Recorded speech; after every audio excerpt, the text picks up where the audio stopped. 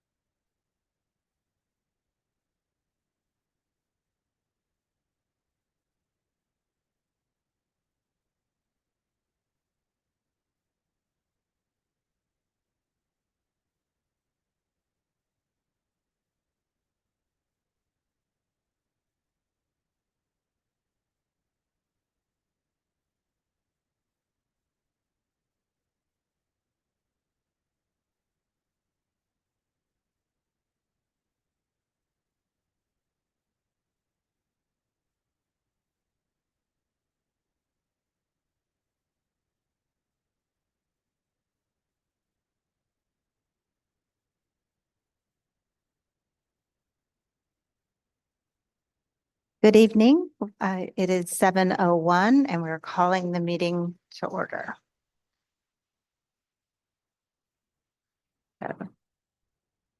Stuart Lander. Here. Brad Shear. Here. Paula Whitford. Yeah. Kate Malsonati. Michelle Brousseau. Here. James Restivo. Here. And I, Carol Vetter, is here. Stand for the Pledge of Allegiance.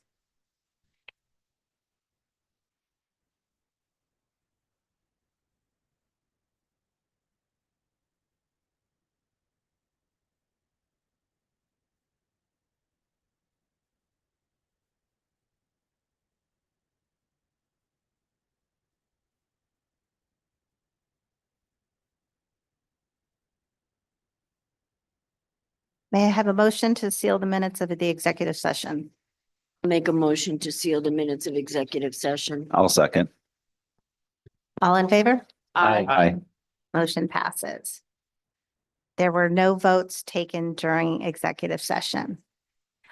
We will now take comments from the community.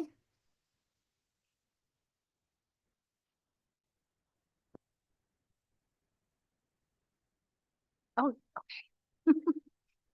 All right. Public comment periods at our regular business meeting shall last no longer than 30 minutes. Please approach the microphone, introduce yourself, and provide your address. Please note that any one individual may address the school committee once per community comment, and that comment shall be limited to 3 minutes. Please understand that this is an opportunity to address the school committee, but it is not time for a dialogue. Unfortunately, we are not able to respond at this time. But please come forward and we appreciate any comment that the public has. Sean Kavanaugh.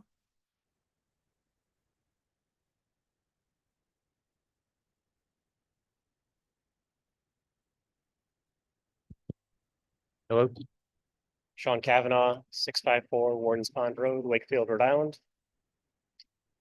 Good evening, everyone. Thank you for the opportunity to follow up on the transportation concerns I raised with the committee at the last meeting. As I shared last time, my twin daughters have faced transportation challenges dating back to September of 2023. And speaking with you at the last meeting, my hope was that something could be done to finally put this issue to rest, and that the district would finally comply with the Department of Education consent order. Sadly, that has not happened. My 5-year-old daughters continue to be treated as second-class students in this district because of their disabilities. Not a single one of you sitting at the table reached out after the last meeting, and nothing has changed. Since January 14th, they have not been in their classrooms at the start of the instructional period every single day, save one. The one day they did make it to school on time, this past Friday, the school called me at the end of the day to say there wasn't a bus to bring them home at the end of the day, and they would be 10 minutes late. That 10 minutes turned into nearly a half hour, naturally. I want to be clear, my students aren't the only ones riding this bus. After my students are picked up in the morning, it stops at Champaign Heights, where you fail the children there. It also picks up one of their peers in a wheelchair. You also fail him. I have been taught not to attribute malice, what can be attributed to incompetence, but the underwhelming response from this committee makes me wonder if you care about the children in this district at all. With the exception of Mr. Lander, you have known about the discrimination my daughters have faced for 449 days, and for 449 days, you have turned the other way. I'd like to take a moment to quote a portion of Rhode Island General Law 16-2-9A, General Powers and Duties of School Committees. This is subsection 21, quote, to provide transportation services that meet or exceed standards of the Council on Elementary and Secondary Education, end quote. Do you feel as though you're complying with that law when you don't get my special needs children to school on time? Let me quote another portion of Rhode Island General Law, specifically 16-2-9.1A. Code of Basic Management Principles and Ethical School Standards. This is subsection 11 of that code. Quote, recognize that the greatest concern must be the educational welfare of the students attending the public schools. End quote. Is your first and greatest concern our students? Or is your first and greatest concern protecting your incompetent busing vendor? You all seem very excited to build an expensive new high school, but at the same time, you can't even transport children to the schools we currently have now. What hope do people in this town have that you will keep that project in check when you can't hold your vendors accountable now? We could lose our shirts with the lack of accountability you allow under your leadership. Thank you for the opportunity to speak tonight. I will see you again in 2 weeks. Thank you for your comments, Mr. Kavanaugh. Unfortunately, we can't respond, even though your comments we do hear them. Next on the list, we have Dominique Collins, but Dominique, I think you're here for the subcommittee interviews. Okay. Next on the list, we have Doral Beasley.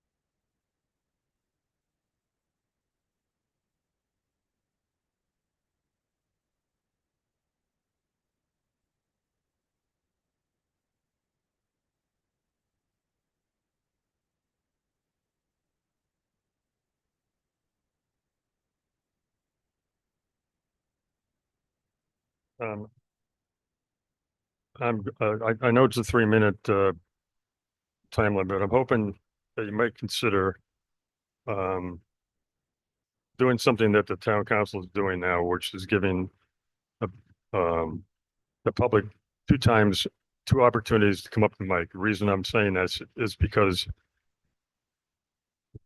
it's kind of I noticed it at the last meeting. It's kind of strange to come up here.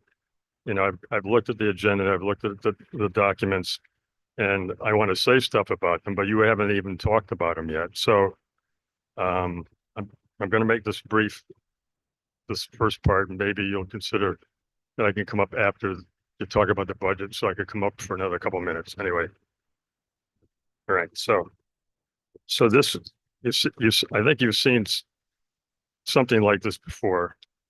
I'm sorry. I apologize to the people in the audience who don't have this chart. All right, so this chart shows this South Kingston High School's enrollments starting in the year 1999, September 1999. And then it's projected out to the year 2034 by NESDEC, the latest NESDEC report, which came out in November. Now, so when you go down that chart, you see this the 688 highlighted there. That was this year's October 1st enrollment in the high school.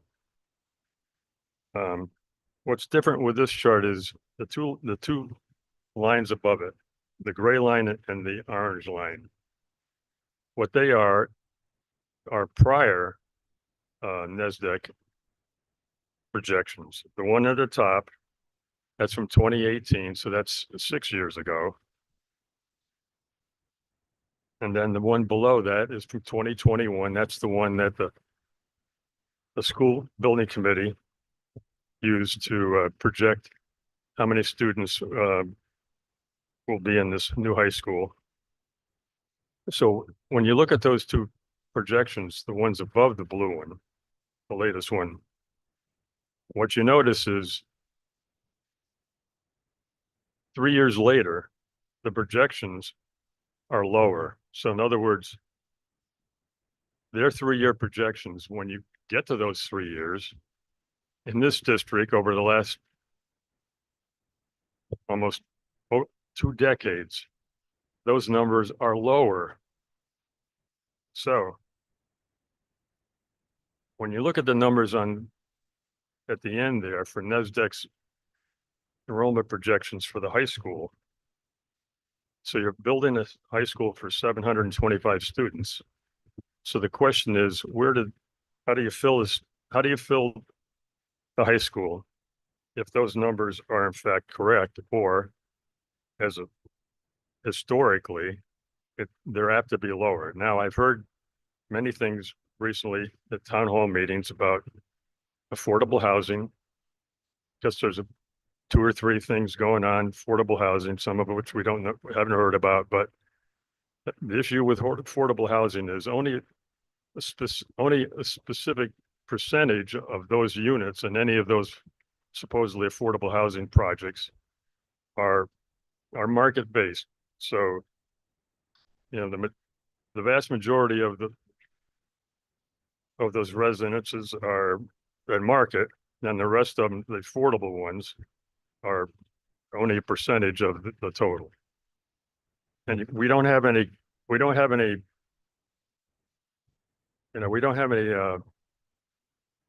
know who, we can't tell people, we can't tell who can buy, who can't buy those units when they come on sale. So that's one issue. The next issue is students that are leaving the district. So this year, the last chart was, I think it was from December 18th. There had 92 students out of district to other high schools. So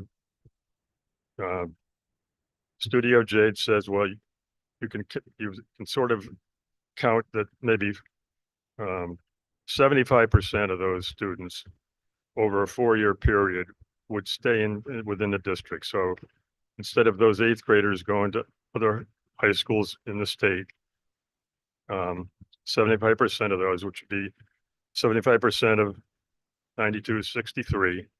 So over 4 years, you have like 14 students a year would be added to your school total. So again, when you look at those numbers on that chart and you add those numbers, doesn't look promising toward the end in 10 years. So where am I going with this? Right here. I believe that the only way this school district can ensure that brand new high school, $150 million that the taxpayers are paying for, is full, is regionalization with Narragansett. This year, between the 2 districts, we're spending $105 million for 3,230 students. Barrington spending $65 million for 3,290.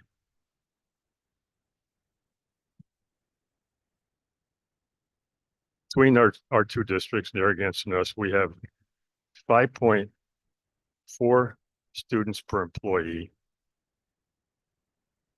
and a teacher to student ratio, 8 students per teacher. Now,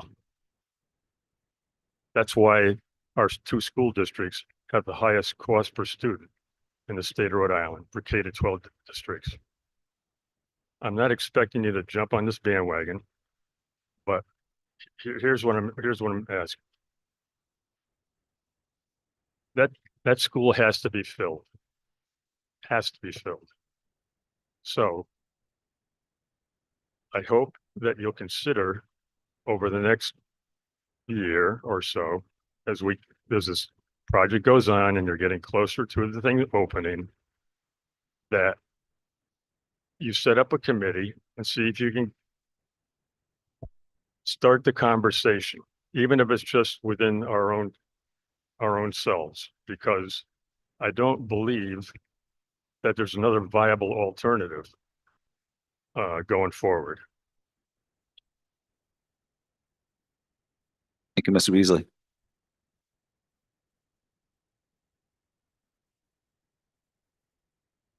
Is there anybody else that would like to comment during this time?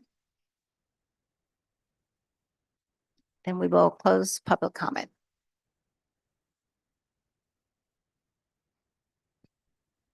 Okay, next up, we have the consent agenda. I'll make a motion to approve the consent agenda. Second. Okay, we have a motion and a second. All those in favor? Aye. That motion passes.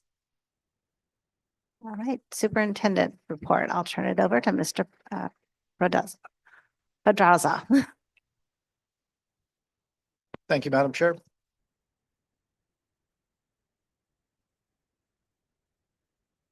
I will try to follow our last meeting in terms of being exceedingly brief.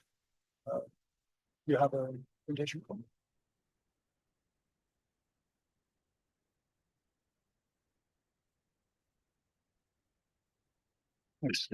Next slide, please. So our items in the report for tonight's meeting are personnel, enrollment, and kindergarten kickoff. Enrollment will be brief because it is brought up in the FY 26, so it's abbreviated here so that we don't get because different enrollment numbers are taken at different times, and I didn't want to start to get to different numbers or when certain projections were made in the budget process. So it will be very brief. Contributing to that, next slide, is that we have only 2 leaves of absence to report in the personnel action form for this month. Next slide, please. Last reported, I believe it was at our January 11th meeting. I went back to this slide for 2 reasons. One is because I've been giving it the whole time for comparative purposes. And here you will see that Matunic we had is down 1 student. Our other elementary schools remain the same. Broad Rock has seen 2 in attrition. And the high school has had 3 for various reasons. The one piece that I will bring up, and it does go down to the presentation on budget, is that when we are doing enrollment in the budget, I'll talk about, or we'll see an exercise done in average class size. I would like to point out as well, as you've received correspondence from the community, that taking an average across our 3 elementaries in terms of class size does not work. There are different class size averages. And so that analysis in FY 26 is limited. However, we do, when we take a look at staffing projections as well as enrollment projections, we do account for the number of sections or the potential enrollment and the existing enrollment in this fiscal year and rolling it over into next fiscal year. Next slide, please. And it is my pleasure to give great thanks. Next slide, please. To members of our elementary administration, as well as Mr. Lonergan, as well as National Honor Society members here from South Kingstown High School, because last night we held our 2nd annual kindergarten kickoff. Over 66 families registered. Based on the congestion in the library, there may have been more than that. Families who attended got an overview from the school principals about the school day, both about academics and enrichment and social emotional opportunities. They also then went into some of the pieces of operations that only elementary principals would know to go into, and that's things that are in some cases newer parents or for students who are entering our schools for the first time, who are not with us at our preschool, might be concerned about. Things like snack, lunch, pickup, drop off, and those recess. And so those were some things that were gone into. And then last but not least, registration packets. were distributed, as well as Mrs. Gleason's information at central office in order to make appointments for registration.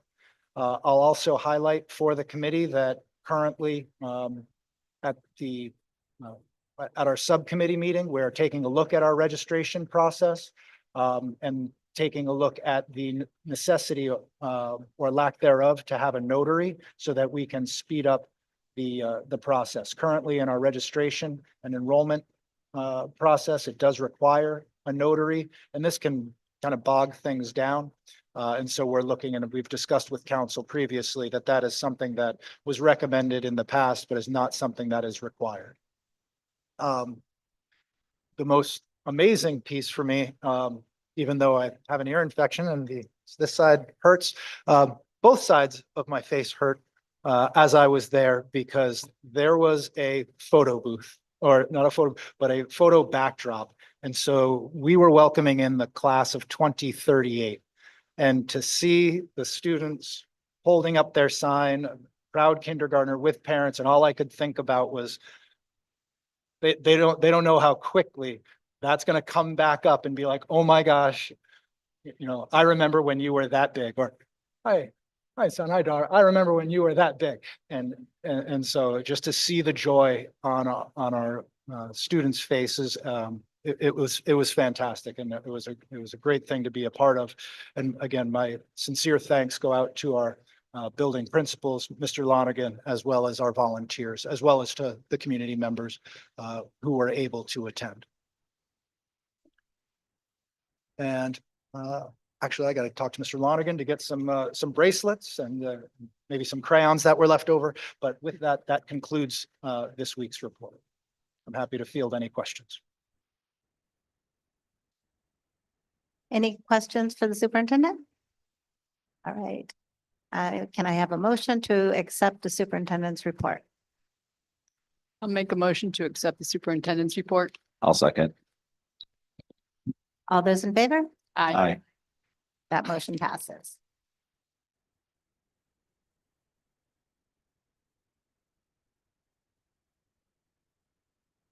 So next up, we have subcommittee interviews. We do have 3 people to interview. So we'll do all 3 interviews, and then we'll take a roll call vote on each one for the committee that they're applying to.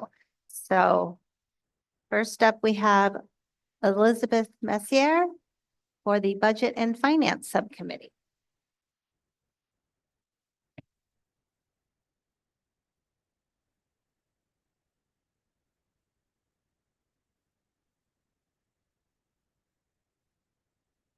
Hello.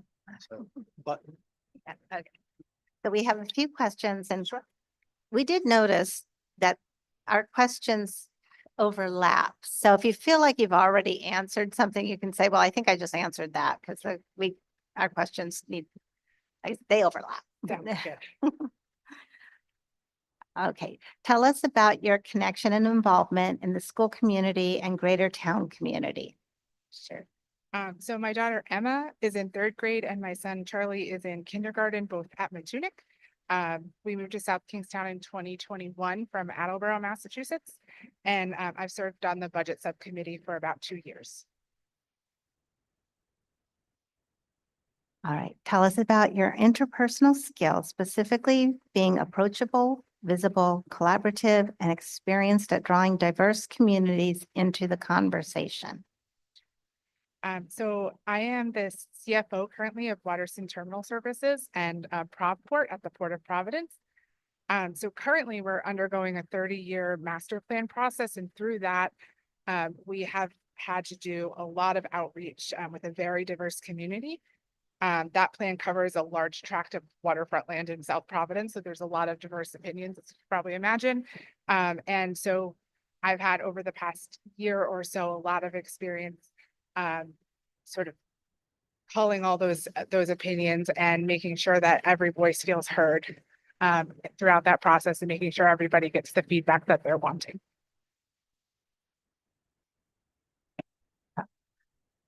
How might you provide an enhanced perspective experience considering underrepresented groups in the community and including factors such as race, national origin, sexual orientation, gender identity, socioeconomic position, intellectual or physical ability, or religion in comparison to members of the community and other applicants.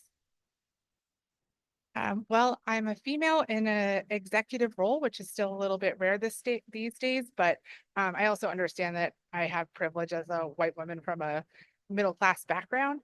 So I think the biggest key for me there is just listening and trying to understand various backgrounds and experiences. All right. What relevant professional and or life experience do you bring as it relates to the subcommittee you are applying for?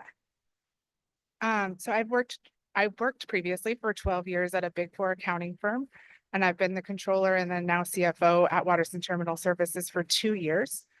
I have an MBA from the University of Massachusetts and my undergrad degree from the Loyola University in Maryland. I'm applying to be on the budget subcommittee, and my experience developing budgets, auditing against budgets, and understanding of accounting rules will hopefully be an asset to the subcommittee.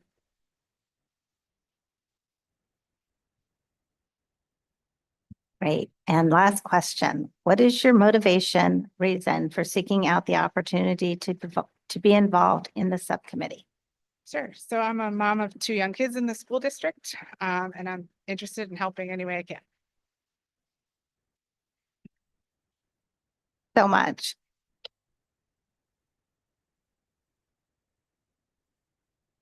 Okay, next up we have Andrew Holt for the Strategic Planning Subcommittee.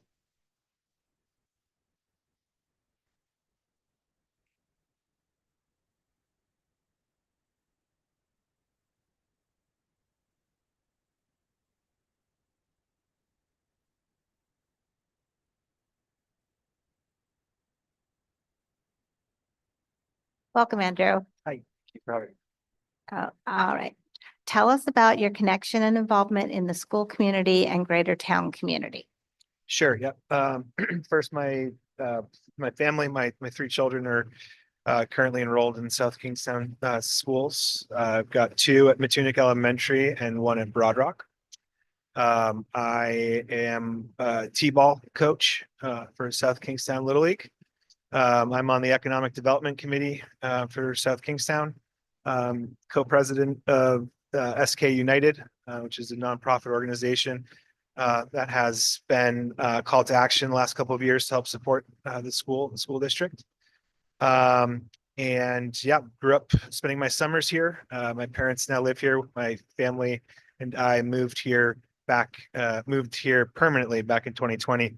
I lived out west, but coming home for me was always coming back to South Kingstown. All right. Tell us about your interpersonal skills, specifically being approachable, visible, collaborative, and experienced at drawing diverse communities into the conversation. Yeah, absolutely. I think from my work background, for many years, worked in marketing, worked in the agency world, CEO of a 40+ person company up until 2016. And then after that, moved into the media space, content production space.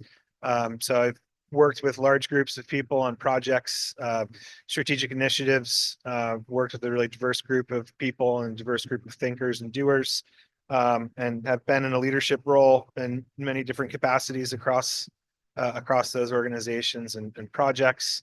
And also, as I mentioned before, I coach T-ball. So in terms of communication and wrangling, it's probably one of the harder things to do. So.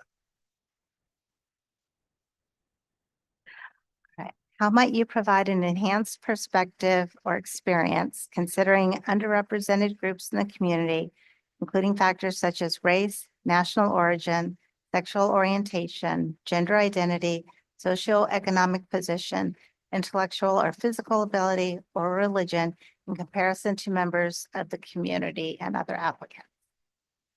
Yeah, I think as the previous woman mentioned, I think that I share the opinion in the context that I'm aware that I'm, privileged, white male, come from a privileged background.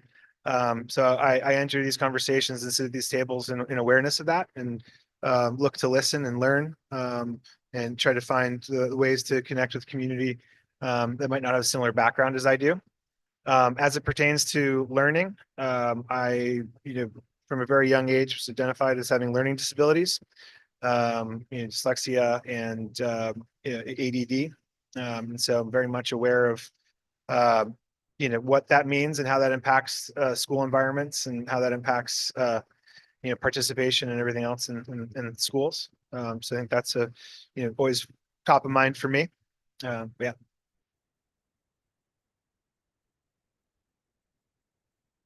What relevant professional and or life experience do you bring as it relates to the subcommittee you are applying for?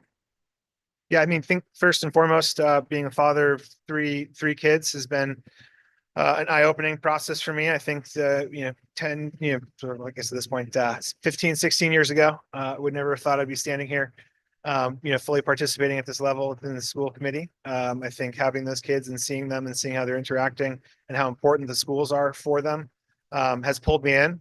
Since then,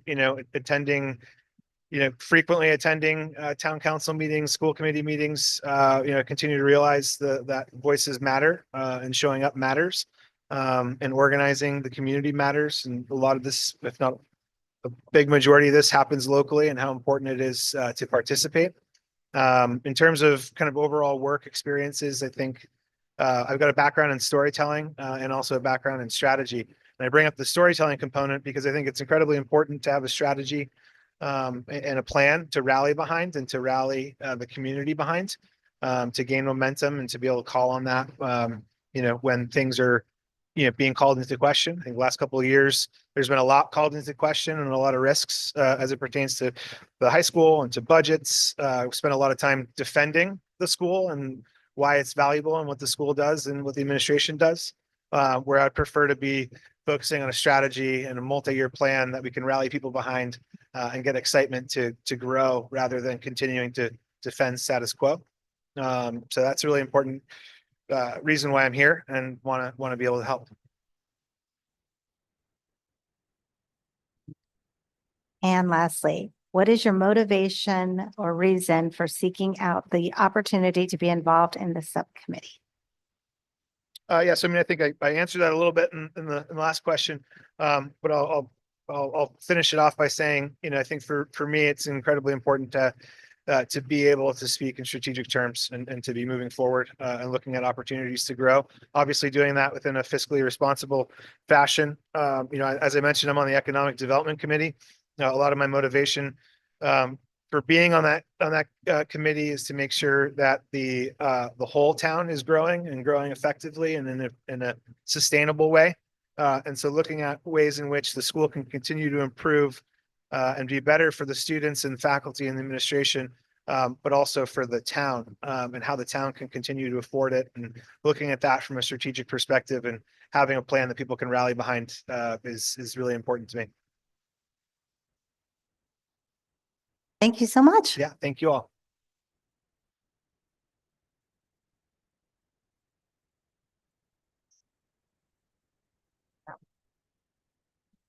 Okay, next we have Dominique Collins for the Wellness Subcommittee. Welcome. Hi, thanks for having me. First question. Tell us about your connection and involvement in the school community and the greater town community. Yeah, sure. So I have 4 kids that are, one is about to start at Matunic. I plan to send all my kids through the public school system. I'm a physical therapist in the local community as well. I work with any number of people from any range of backgrounds all day long. And I really just want to have health as a focus for my children and their peers as they go through their school years. Tell us about your interpersonal skills, specifically being approachable, visible, collaborative, and experienced at drawing diverse communities into the conversation.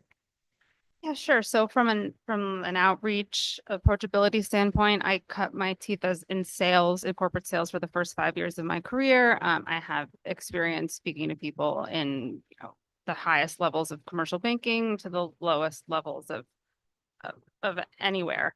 And so I feel that I can connect with people in that way. As a physical therapist, I also spend hours upon hours with people, with patients all day long. I'm not the kind of healthcare provider where you go, I prescribe you something and you leave. I spend 30, 60, 90 minutes with people 3-4 times a week. Which I think really speaks to my ability to create relationships with people and motivate them to move towards healthier lifestyles. How might you provide an enhanced perspective or experience considering underrepresented groups in the community and including factors such as race, national origin, sexual orientation, gender identity, socioeconomic position, intellectual or physical ability, or religion in comparison to members of the community or other applicants? Sure. So again, I'm a healthcare provider. Social determinants of health are a real thing. Each patient that you see, each person that you work with comes from a different place. You need to meet them where they are and figure out what it is that will get through to them. I've worked with anything from special needs children to extremely elderly adults to anywhere in between, from all socioeconomic backgrounds, religions, races. I've really kind of seen it all. And I think that allows me to be able to work with people and connect with people in that way, as I've had to build relationships with people from all backgrounds and areas. All right. What relevant professional and or life experience do you bring as it relates to the subcommittee you are applying for? Sure. So again, healthcare provider, physical therapist. I'm also a personal trainer in the community. I have clients that I work with at the gym. And I have 4 kids. I'm a mom. I try to do health promotion with my kids, their friends, put them in sports, work with other parents on a regular basis. And I think that brings my experience. Okay, and the last question. What is your motivation or reason for seeking out the opportunity to be involved in the subcommittee you are applying for? Sure. So I think awareness of wellness and health starts at a very early age, and it starts at home as well. So I think educating families, educating children, really getting in early will start to be steps towards combating what is an epidemic of chronic disease and childhood obesity. I think that really starting early and teaching children and their families how to have a healthier lifestyle prevents issues in the future and really sets them up to succeed as adults. All right, wonderful. Thank you Thanks so so much. much.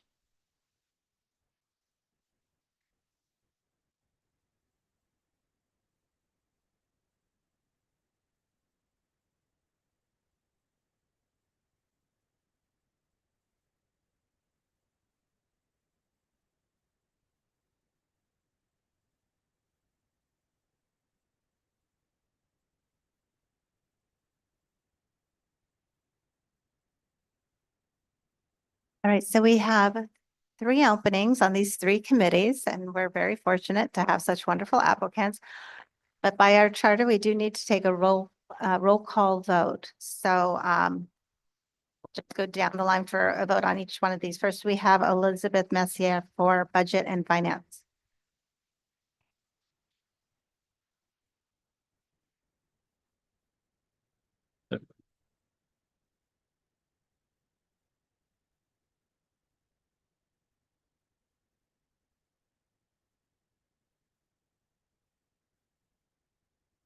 Right, can I just ask a question before we get Yeah. there? Because we had applicants for our last meeting for some of the same committees, and we do have room on every committee for all these applicants.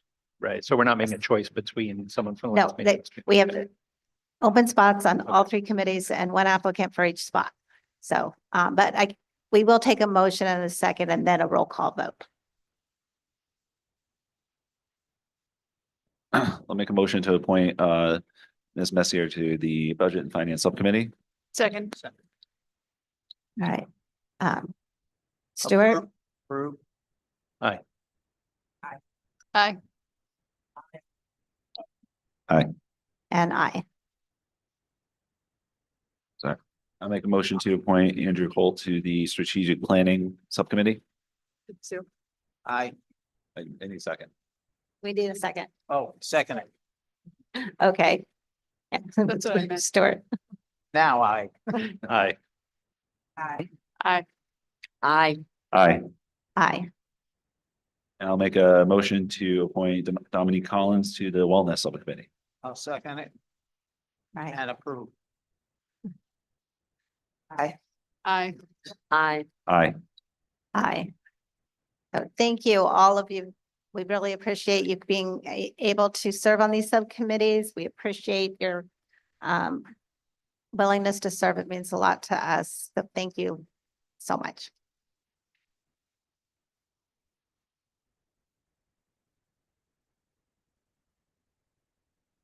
All right, that will bring us to 6B. Personnel Job Performance 2024 to 25, 1 year only employee non-renewals. I'll make a motion to accept the superintendent's recommendation for the non-renewal of the 1 year only employees. Second. Okay, I have a motion and a second. All those in favor? Aye. Aye. Motion passes.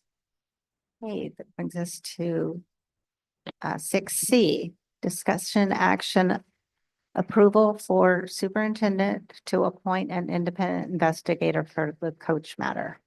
Make a motion to approve the superintendent recommendation to appoint an independent investigator for the coach matter. I'll second. All those in favor? Aye. Aye. That motion passes.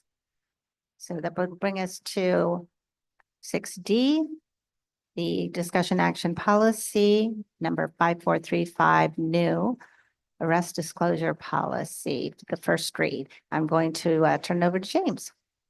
Thank you, Ms. Otter. So this is a policy that we'd like to put on the books. We talked about it at the subcommittee level, and Mr. Pedraza brought it to us, and I think it's just a kind of a glaring hole we have in our the way we handle potential arrests or of our staff. The way it's set up right now is that they go through a background check when they first come on board, but then we don't ever do another background check. So this would get put in policy, a mechanism for us to have them report arrest, detainment, was arrest, indictment, conviction, no contest or guilty plea or other adjudication of any felony or any other offenses listed below, whether felony or misdemeanor within 5 calendar business days, or sorry, 5 calendar days. So that would put it in policy. So if they breach that policy, they could be in breach of that policy, and that could be a mechanism for us to enforce some sort of discipline on that matter, potentially. Although the policy itself doesn't necessarily call for that, it just calls for the disclosure. One other addition is that under current and proposed regulations for certification of educators, section 1.4 requirements for certification under B, school committee and other employing agents' responsibilities. There is section 6A, which requires that we report to RIDE the arrest, indictment, or conviction of its certified educators for any misdemeanor or felony. So this policy would go a long way to helping us as a district and as a committee meet our obligations under the Rhode Island certification regulations. Go ahead, Kate. So I guess I have two questions. One would be, what would we do if we found this information out and they hadn't disclosed? So what in our policy would would navigate someone not doing this? And then I guess my next question isn't necessarily about this policy, but might be a broader policy in general. Why doesn't the school run BCI checks on our faculty and staff on a regular basis? And I don't mean South Kingstown, I mean in general, because that's obviously something that no school does when we hear different things in the news. And I know as someone who volunteered pretty regularly, the volunteers clearly have to have a BCI check every year. One would also think our staff would at least 5 or 10. So in part one, I would say that we have the educator code of responsibility in policy, and that ultimately the disclosure or non-disclosure, we would look to see for violations if that, if that aligned. And so that would be the mechanism. Again, the main thing is that we know, and that we know first, and that we're not hearing it in the media or social media or having others approach us. I think in terms of the appetite for the BCIs happening, I would chalk that up to collective bargaining is my best guess. As well as, starting to put in policies this way where it in lieu of, hey, everybody do this, it puts the onus on those who are straying, and does not put a collective shade, if you will, over everyone. And so I think that as a first step, putting this piece in, but I believe the other piece more than likely is because it wasn't required in statute and would be subject to collective bargaining is my best guess. A couple of things too. So I assume this would create this requirement as of the time of the passing. So if someone had been arrested 3 years ago, conviction or not, they don't have to go back through their history and retroactively report, or would they as soon as this, or is it from the day it passes going forward if there's an incident? That's a good question. I did actually think about that too. I don't think we discussed that at the subcommittee level, but I will also note that this policy pretty much largely copies the policy that East Greenwich has on the books. So we didn't substantially change it, but that is, I would like to hear what the superintendent has to say about that.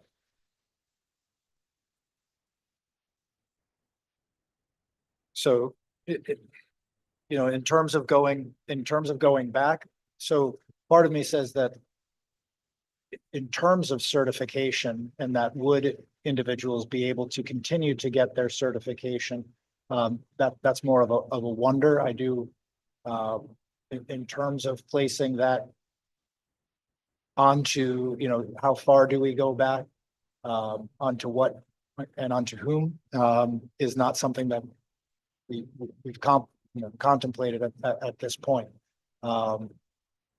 Again. So in terms of giving you a good concrete answer that I think would hold up or would be, I would need some time to research that. And then it requires reporting of an arrest, which I think makes sense, but an arrest is not a conviction. So I assume their certification isn't at risk for being arrested. I would assume that's not something we can, or is it something we can act upon depending on what the nature of the. So it does say for any arrest, indictment, conviction. Right, any one of those. So when you're arrested, or is it all three? Is it? Because it says within 5 calendar days, it's not, and it's an or. So if they are arrested, they have to report it to us. I assume we can't act upon, or can we, or should we take some sort of action based on an arrest without a conviction? And I think that's why their certification. Right, because I think that's intentionally why this doesn't have any disciplinary measures tied to it, because it is tied back to the educator code of conduct. So that's really just putting in place a mechanism for us to say, hey, you breached policy, you didn't alert us to this potential issue. And yes, if it's arrest, it's a false arrest or leads to nothing. It's just, okay, great. It's just informative, and then it can be, it'll go away after that. So. And then just my last one is, I'm not sure if they're members of the bargaining units on the policy subcommittee, or if we've gotten feedback from them about it, that any of the unions. We do have some representatives from.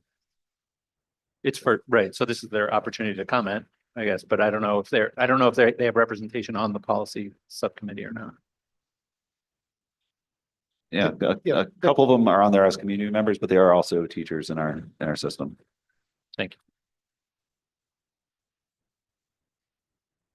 That is the design of the two read scenarios, that we put this out there It's on the agenda. They can come talk to us about it. And then we're not going to do anything with it until our second read, so they can come talk to us at that point if there are any concerns.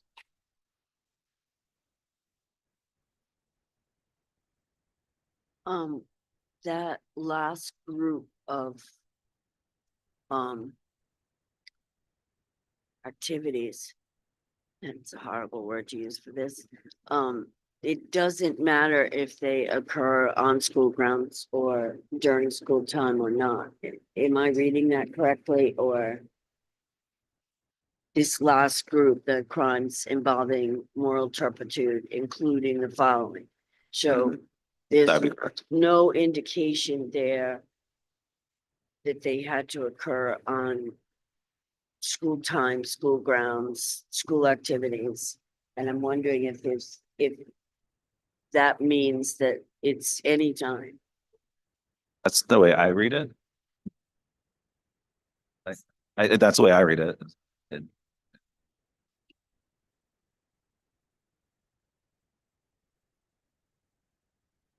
Right. No other questions? Then this has been a first read of the policy and it will come back at another time.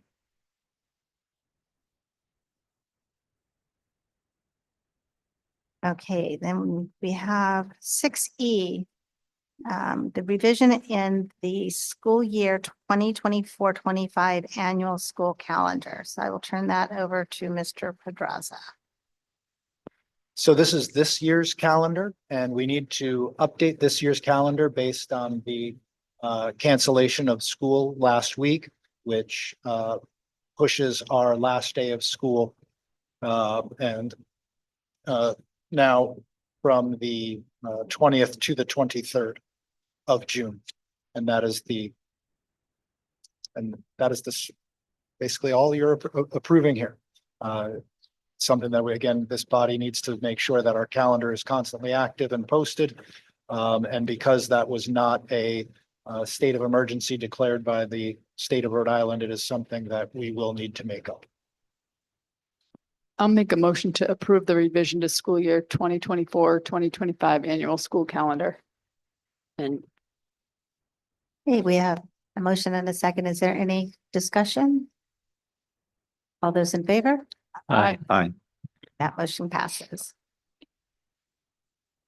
Okay, that brings us to the last but not least item. Discussion action. Fiscal year 25-26 proposed budget.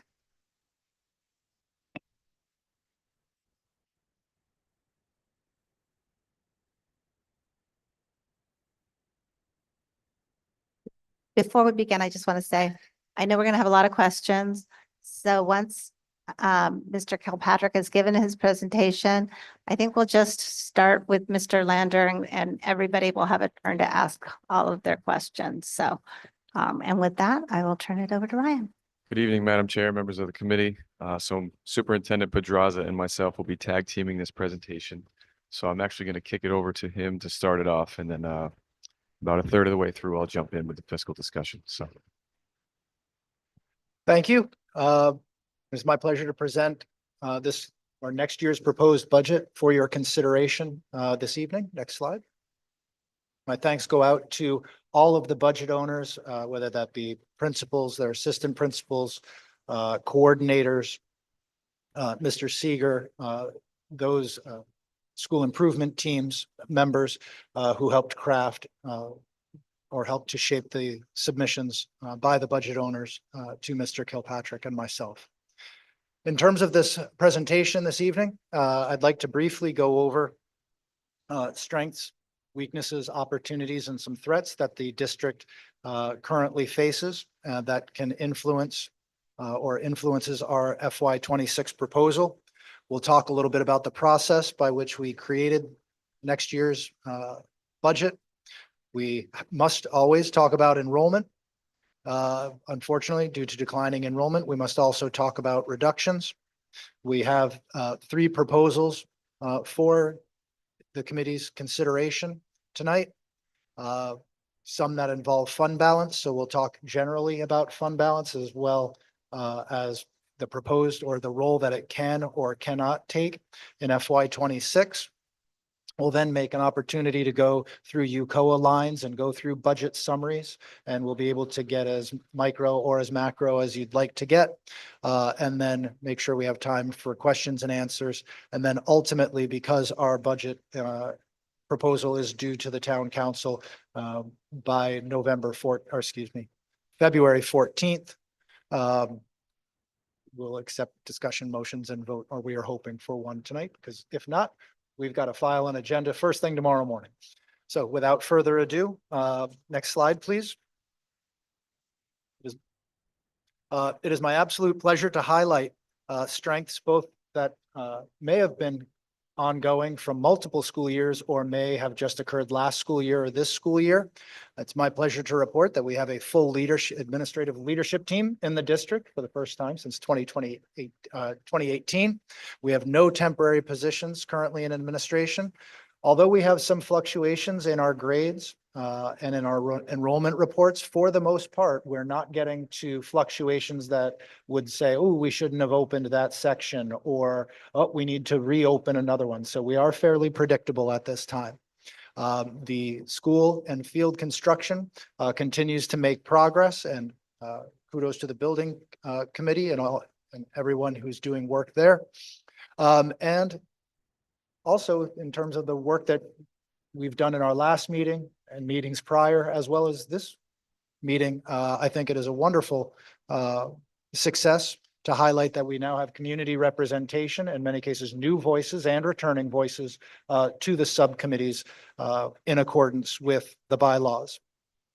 At South Kingstown High School, we have some great accomplishments happening this year, and congratulations to Dr. McGarrett and all the faculty, staff, and school improvement teams there. Currently, South Kingstown High School is 10 percentage points improved on their chronic absenteeism. Every week, South Kingstown has nominated a very deserving Student of the Week for the Providence Journal, and we have won 10 times, and plus that's going to grow, I hope. In terms of student engagement, the cell phone use and the cell phone policy from day one has been consistent, and we've gotten reports in terms of student engagement and time in class and less distractions. And also, Dr. McGarrett wanted to highlight the construction tech CTE that collaborates across the entire school, including the arts programs, and most recently in terms of the seemingly off-Broadway production of Shrek the Musical this past week. Next slide, please. Continuing on, at Broad Rock Middle School, congratulations goes out to this current year's 7th grade, last year's 6th grade, that actually had the second highest mathematics RICAS math scores for meeting or exceeding proficiency in the state with 65.3. Definitely not an easy task. Broad Rock also continues to make strides against chronic absenteeism. They've seen an overall decrease of 12% amongst all students. Differently abled students, a decrease of chronic absenteeism of 27%, and free and reduced lunch students, a decrease of chronic absenteeism of 19% so far this year. In terms of connected students on a local survey that we can also crosswalk later on this year to SurveyWorks, 90% of students at Broad Rock Middle School feel that there is an adult that they feel connected to, a faculty and staff member that they can turn to. And congratulations to the students, 99.7% of them report feeling connected to a peer. Again, in the developmental stage that is early adolescence, to get these type of numbers is a testament to the hard work of the faculty, staff, and administration at Broad Rock Middle School, and my thanks to them. Turning to Matunic Elementary School. Matunic Elementary would like us and Principal McGuire would like to highlight they're proud of their 4-star recognition. They were 2 index points away from a 5-star rating. They would like to congratulate the current 6th grade class, or their 5th grade class last year, or the cohort that they contributed to. There were no personal literacy plans or mathematical plans needed for their 5th grade class last year, and meaning that all are on or above grade level. And they were the 5th highest cohort in the state for mathematics on RICAS. This year, Principal McGuire is highlighting the heavy focus on multi-tiered systems of support, or MTSS, that they are really focusing on achievement and growth using local metrics. So before we have to wait for the warm autopsy that is the RICAS results, they're not waiting, and they're taking a look at something that, not to get ahead of ourselves, but is that an overall weakness in terms of the district and many of our schools in terms of accountability are our students with disabilities. And so we're making sure that we're taking a look at STAR and curriculum-based measures and seeing where gaps may exist and addressing those now. Deal with all big problems while they're still small. And Matunic is taking it upon themselves to do that. And they continue to do that as well, doing a tier 1 intervention or tier 1, not intervention, but focus on professional development with faculty in writing, going through a RACES protocol strategy, as well as talking about rubric design and calibration using RICAS standards, and making sure that they are reviewing connecting standards and scope and sequence. I recently had an opportunity to go to a faculty meeting to see that in action, and it was definitely something to be proud of and a strength, the collaboration at Matunic Elementary School. Next slide, please. At Peacedale Elementary, Principal Rapport wanted to highlight that their achievement on RICAS last year, actually, they were removed from targeted support and intervention. And so they are the lone school in the district that is not identified as TSI or ATSI. And so big congratulations there. You would like to highlight that last year's 3rd grade math is the highest at all time at Peacedale since we've been doing RICAS. The 3rd and 4th grade in the ELA has been the highest since the onset of the pandemic in 2019.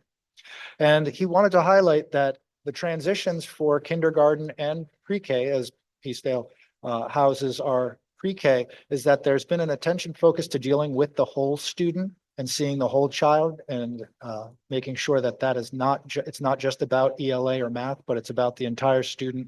And so they are setting both academic and social emotional goals, and pre-K and kindergarten teachers working together to ease that transition for our students is something that they are proud of and see as a strength happening at Peacedale Elementary. At West Kingston, Dr. Borden wanted to highlight the growth of writing and the amount of work that his faculty and staff is doing with our literacy coaches. They too are working on targeted interventions and coaching with students and faculty has been essential for their math growth. They have also, with specialists, improved MTSS, or excuse me, through MTSS, improved their attendance, and they now have a school-wide protocol in terms of responding to absenteeism. And last but not least, they are having professional development for all faculty and staff related to establishing conscious discipline and making sure that in terms of connections to the whole child and the reasons of student both behavior, good and bad, is related back to the steps that the adults and the things that we can do to both promote and inhibit those behaviors in order to make successful students and young adults. Can I interrupt real quick? Certainly. So I love that. I love this, and I love that the principals have brought forward what they want to highlight. I am curious, of the 3 elementary schools, I know these are strengths that the principals looked at their individual schools and wanted to bring forward and share, which is great. My question comes in, so we have 3 distinctly different elementary schools. They have distinctly different leadership styles. And quite frankly, one of the 3 is much larger in size, so they have obviously different focuses. I'm curious if the 3 schools work together and so if I look at Matunic's goals, do they work together with West Kingston and Peacedale and have shared goals? And this just happens to be the strengths they decide to highlight. Yes, they do collaborate. So all three are working on writing in terms of as an academic goal, but then it's in terms of their school-based data, some other pieces that they know that they need to highlight, or they might have peaks, or they have something that they need to address. So whether that be the number of discipline referrals or changing behaviors that they're seeing in a grade level or across an entire school might cause some of those changes, and makes it so that that school has a focus in addition to a universal academic focus that all three go across. Why I like this whole information on what each school is doing. I notice in here only the Tunic alluded to literacy. So if we were to bring this back before the committee again, I would hope that the other schools will put in some information of where their students are at in reading and literacy, and what their goals would be to move the students forward that are not doing so well. Yep, and there will be opportunities for that when we have when they have school improvement plans. You'll see then the similarities as well as some of the unique characteristics that they will, that they have the autonomy and need that autonomy in order to respond to. But you'll see similarities and you'll see that come back around in terms of school improvement plans towards the latter half of this academic year heading into next year. So thank you both. Next slide, please.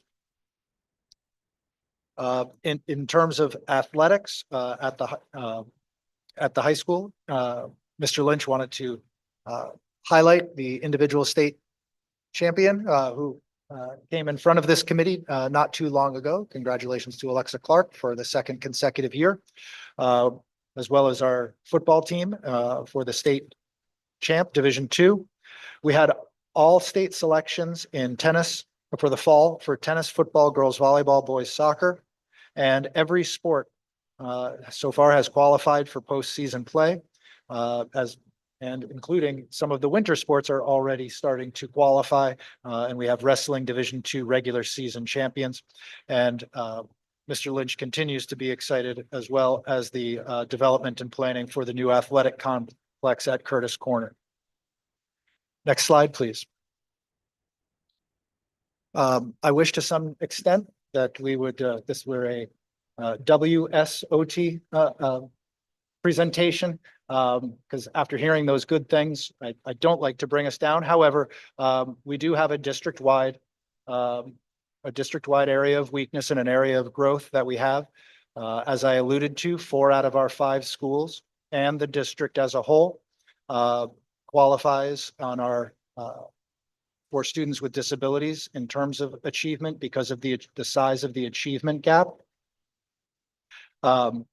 We have schools that are identified as TSI, or Targeted Support and Improvement, or ATSI, or Additional Targeted Support and Improvement. These are terms that are related to Every Student Succeeds Act, which is the federal act that requires the classification of schools as well as the testing for the federal government. I won't get into it, as this is the budget meeting, in terms of, but there are various years and end sizes of students in order to qualify. And every year, depending on the total number of students, the number of years of data that is taken into consideration in order to get these numbers and these classifications does vary. So for example, if you have an N size of less than 10, that student group in the school carries over to the next year until you get over that N size of 10, at which time it is not just 1 or 2 years of data, but 3 years of data that then the school needs to work on and improve upon, and that goes into these classifications. So it does vary. The solution, there is no one size fits all. Unfortunately, and speaking in terms of as an educator, we are one of 32 districts that has this as a classification. And we have four out of 144, or excuse me, 141 schools in the state who also have a TSI or ATSI classification. This is the largest classification in the state of Rhode Island. And it is definitely something that we are committed to changing and will improve upon. Next slide, please. So as we can consider those strengths and weaknesses, we also have opportunities and threats facing us currently in next year's in crafting next year's budget. In terms of opportunities, we have our career and tech programs. We have wonderful academic programs. The South Kingstown High School and School District has a wonderful and well-deserved reputation amongst the state. And we are going to be looking to utilize our career and tech programs to draw from surrounding districts to improve our enrollment. We have opportunities in transportation. This is year one of a two-tiered transportation system in a fiscal sense. You'll hear more about it throughout this presentation, but in transportation, because this is the first year, our assumptions that we can make or cuts that we can make to our transportation, it would be fiscally irresponsible to make a drastic change due to 1 year of data, as that's a data point. We need at least 2 data points to have a potential trend. But we are encouraged by the two-tier system that we've implemented so far this year. We see an opportunity, this does have an asterisk, for if we get budget approval soon enough with credit recovery from surrounding districts for multiple years. And now, so credit recovery has not been something that a lot of districts offer, or if they have, like we have, they've done so through ESSER funds. And so there would be an opportunity for us to, again, go to surrounding communities, students who might need credit recovery, and provide that for them. We are not able to charge our own students as in years and years ago in the past. However, that does not hold true for students that are not in our district. We can charge if they would like to join us. And so there's an opportunity for some revenue there. We also, because of the many strengths that we have, would like to see the return of our out-of-district students. And then while we do not have currently many early retirements being reported currently, there is always the opportunity for breakage in terms of when we do have retirees, the difference in salary to help contribute to FY26. In terms Point of clarification for the community, the term breakage is not going to be well known. So especially when we go to the when it goes to the town hall, and if we do present this going forward, you might want to define that. Thank you. So the breakage for those out there in terms of what the past costs were and then what the new costs would be. So the costs associated with a veteran multiple year 10-step teacher versus that of a earlier step teacher, the difference between those two salary scales is what I'm referring to as breakage. In terms of threats, in many cases, you take our opportunities or many of our opportunities and you flip them. We, as is well known, we have two charter schools in the district. We also are sending numerous students currently outside of the district due to career and technical education programs. We also see every day on the news, and we all are wondering about what will happen with federal aid. We do not know. There is always the case for state aid reduction. The assumptions that we make in this projection are on the governor's budget, but as we all know, what the legislature and Senate passes versus what the governor is recommending does change. And does not always go in our favor, even if it's declared an increase, like last year when we allegedly got an increase, or we got an increase, but then they also increased the rate of reimbursement onto the retirement fund, which caused us to use close to $500,000 of our reserves. We also have still, and this was presented at the joint meeting, a plethora of unfunded mandates. We don't know what the legislature is going to pass in terms of general laws. that will be placed onto districts and to LEAs. And then there's always the potential of in-migration of students with high costs in terms of transportation needs, out-of-district costs, high-cost special education. This is just one of the threats that is ubiquitous throughout public education, and can have dramatic impacts. That being said, next slide, please. And we'll turn it over unless there's questions. Sorry, Ms. Brousseau. I would just like to make a comment. I think it would be beneficial for the full school committee to have a work session in the near future with a discussion on the unfunded mandates that are currently in place, either through RIDE or through Rhode Island general law. It would be super if we could get our legislators in here, but they're in session now. And so that would be something that we couldn't probably do until after the General Assembly closes for this session. But I really think it would do us good to have some input about, you know, we discuss it, so to speak, when like some new unfunded mandate comes up or something that maybe one of us forgot was out there, you know, on purpose or whatever. But I think it would be really good if we had some kind of a work session discussion about that. Thank you. Thank you. Can I just add to that for a Please. second? Because I agree. And just for information, the Newport School Committee did exactly that, I think last week or the week before. So their legislators showed up. I don't see why ours couldn't while they're in session if we give them enough notice. We used to have a meeting in the fall that was kind of scheduled in, I think it was in October or November, and our General Assembly members would come and we would have a round, it was literally a round table discussion with them, but we haven't done that in a while, and I think that would also be a huge benefit to us.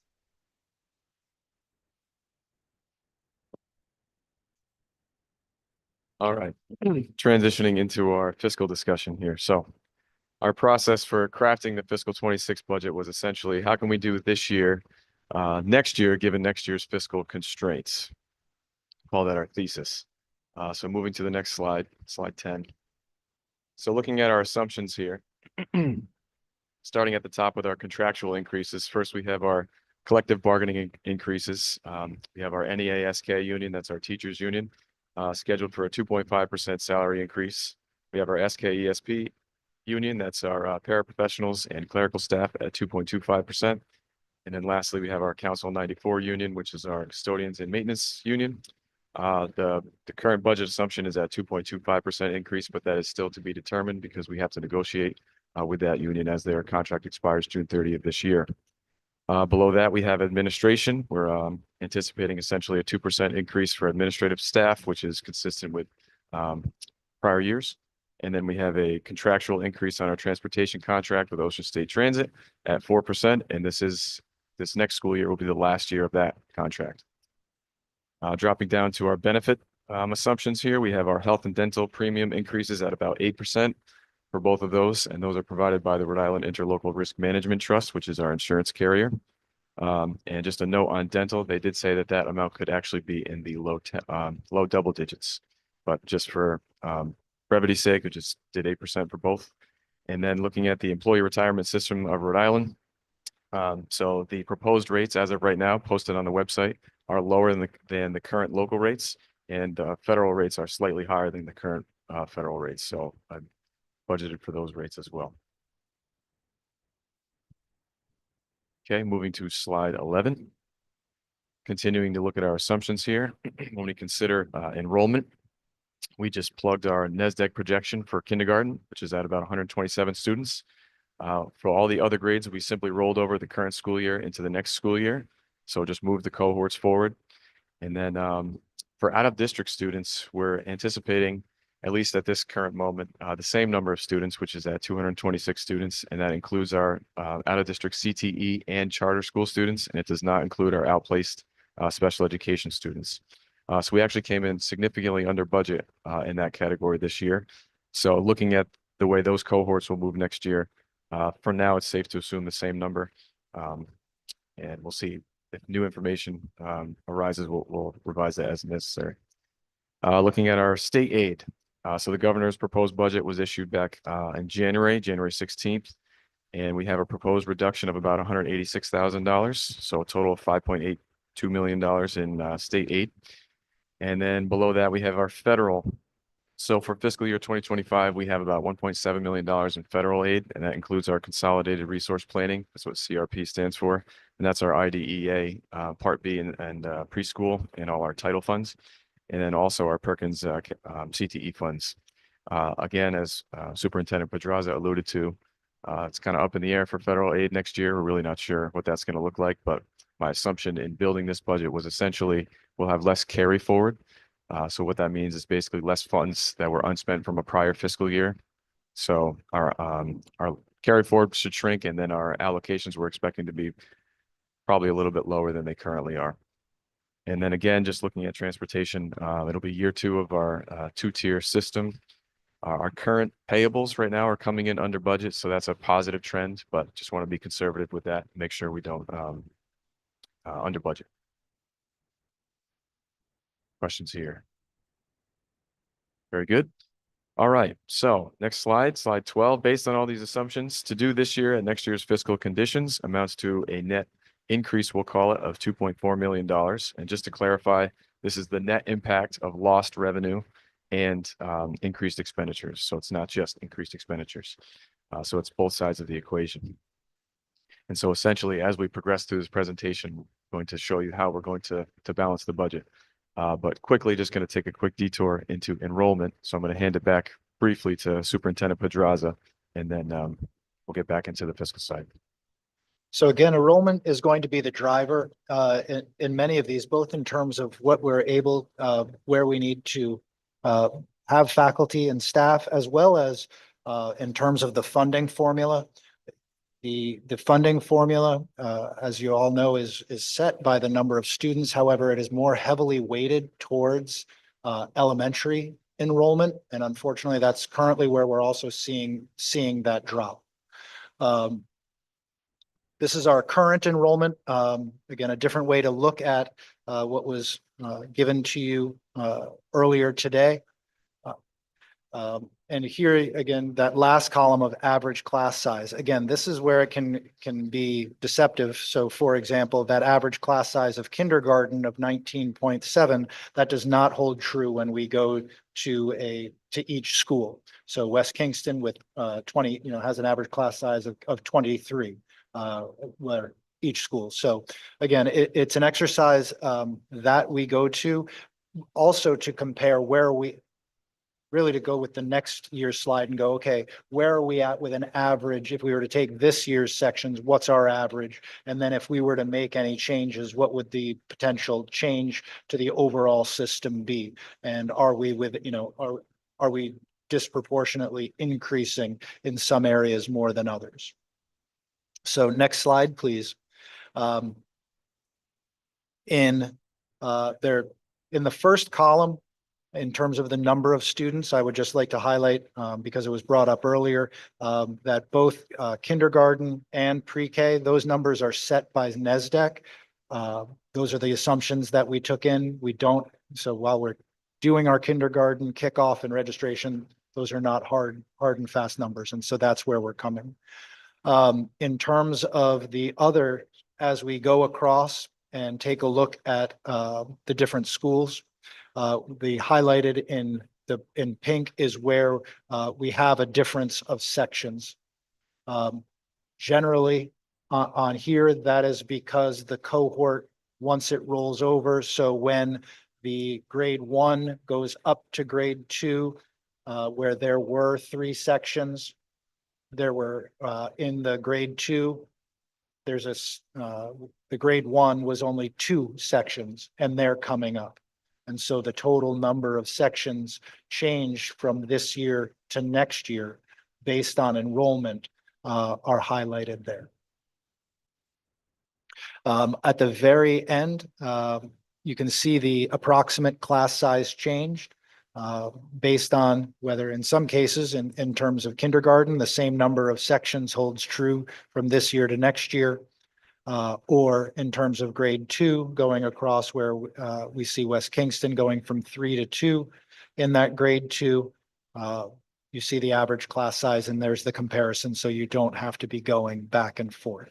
And that again is the average class size, again, not for each school, but for the entire cohort of that grade. Overall, we see where we have a projected decline based on current enrollment and NESDEC predictions of negative 42 students. Next slide, please. There are some things that are some considerations that do fluctuate from year to year. With pre-K and kindergarten, there is some degree of parental choice, especially in terms of preschool, of do they send children to us? Do we have peers? Do they qualify for services?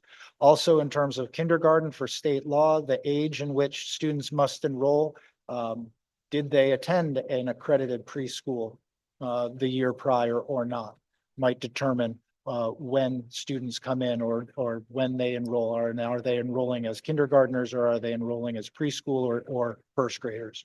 So there is some fluctuation every year in pre-K and kindergarten.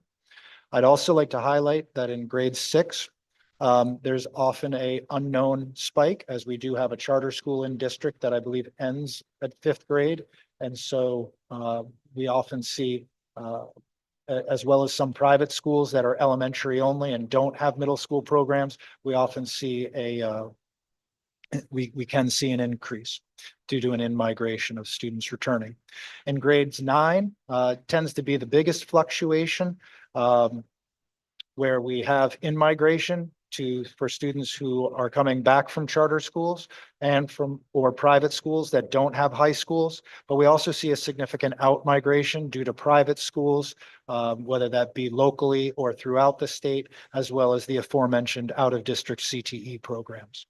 And then obviously the other enrollment considerations are those that are definitely not under our locus of control, which is in terms of in-migration, out-migration, which would be housing market costs, interest rates, as well as changes to the employment for our families. Michael, quick question. How about homeschool migration? So as of right now, we haven't done an analysis, so we are just getting this year, we're bringing it all into one spreadsheet as of right now. Anecdotally, the trend is those who homeschool tend to continue to homeschool. But in terms of any of those grades being major turning points, I don't have that data in front of me, but again, anecdotally, we're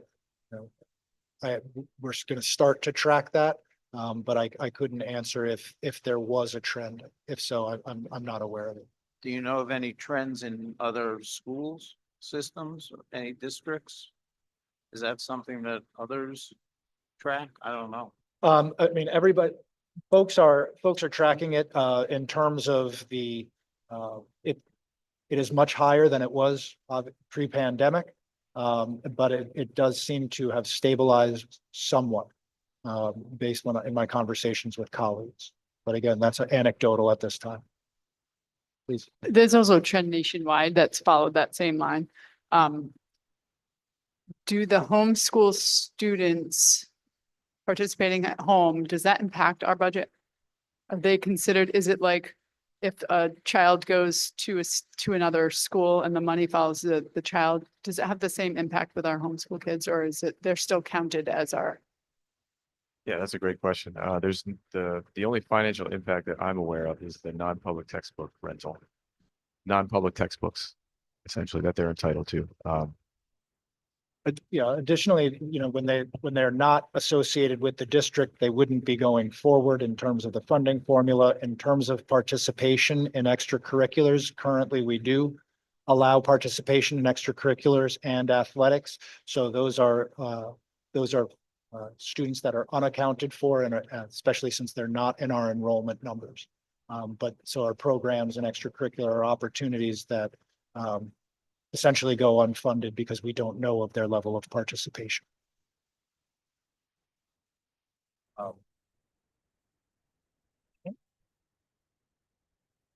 So back. Next slide, sure. Slide 16, perfect.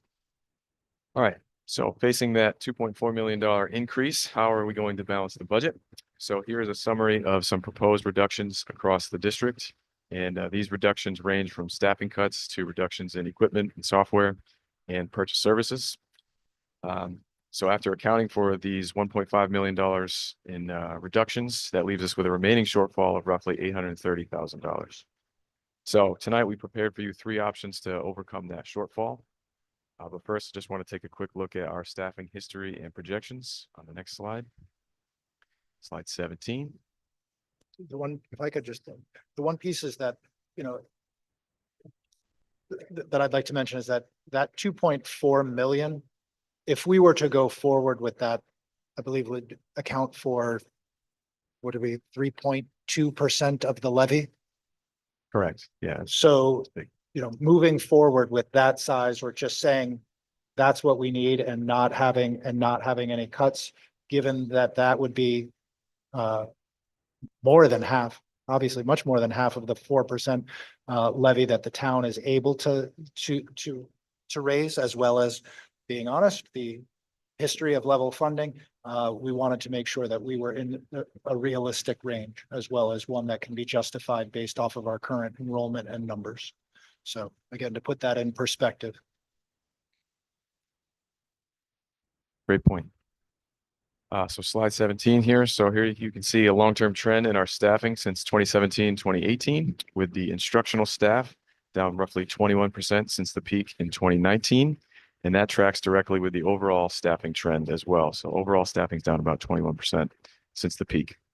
Looking at fiscal year 2026, you'll notice we've included proposed reductions of 16.8 FTEs, which is a roughly 4.4% decrease from the current fiscal year. And again, these reductions are tied primarily to enrollment declines. And these are accounted for in that $1.5 million reduction amount that we showed you in the previous slide. So any questions on what you see here?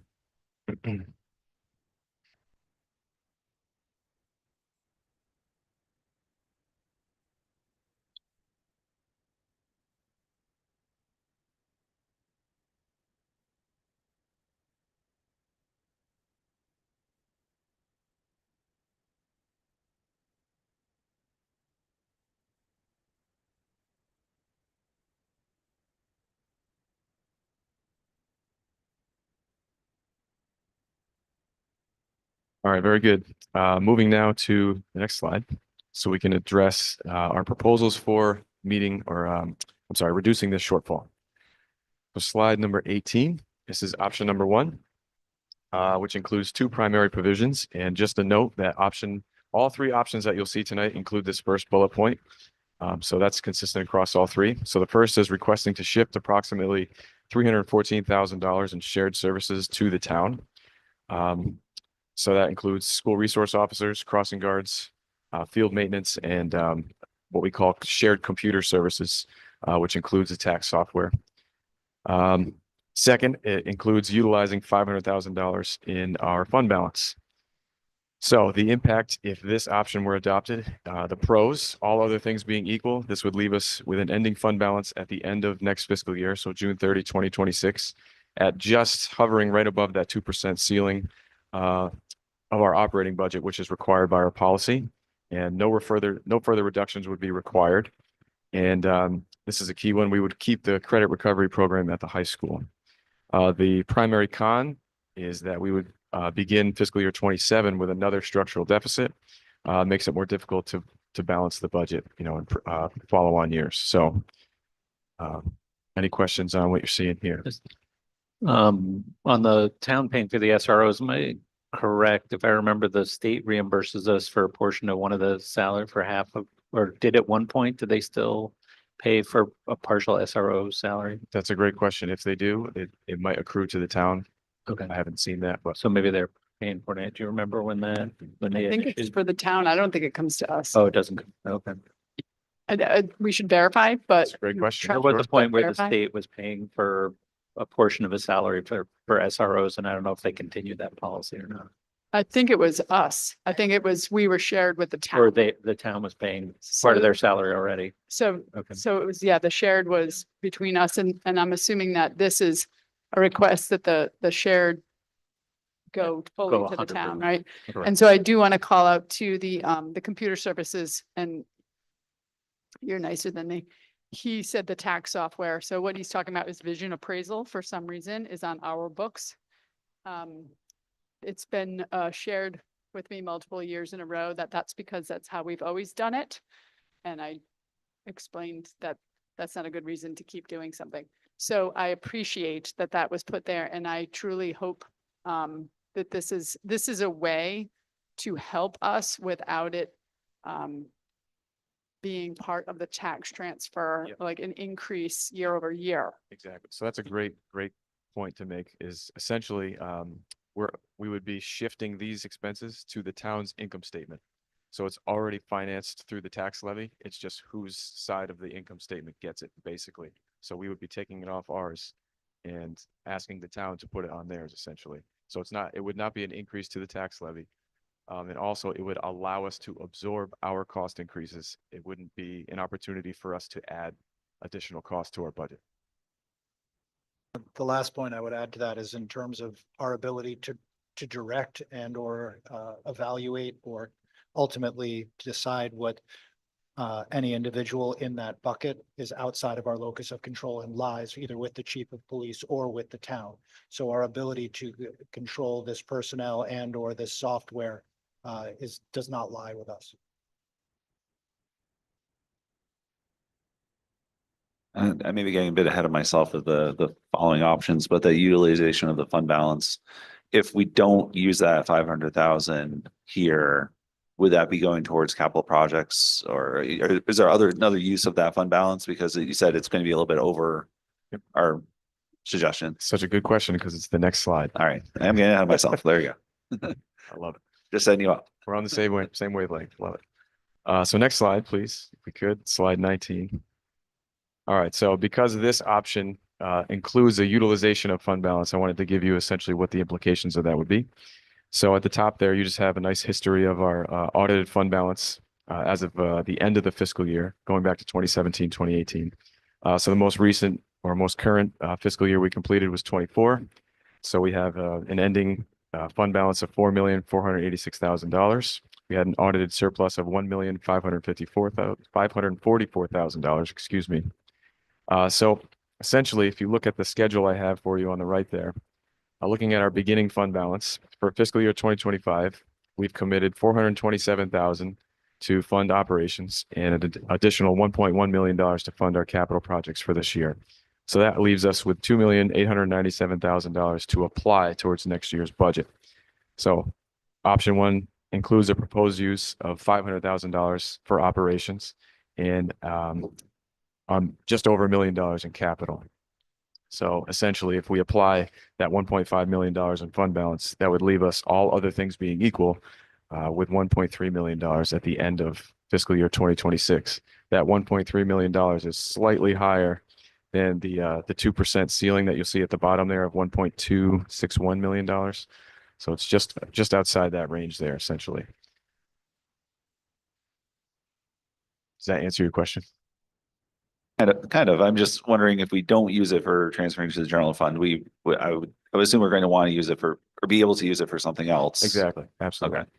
Okay. It's been the prerogative of this committee since I've been on board to use it for capital projects. So I assume we'll continue to do that. Yeah, I mean, I think that would be that'd be my preference, because I think it makes fiscal sense not to have us over that number, the 2% cap. The only other piece of that would be in terms of if we were to use fund balance and either state aid or federal aid comes in, if we're already at that 207, depending on we we've lost any ability to operate or to come up with locally any changes or shortfalls to state or federal funding.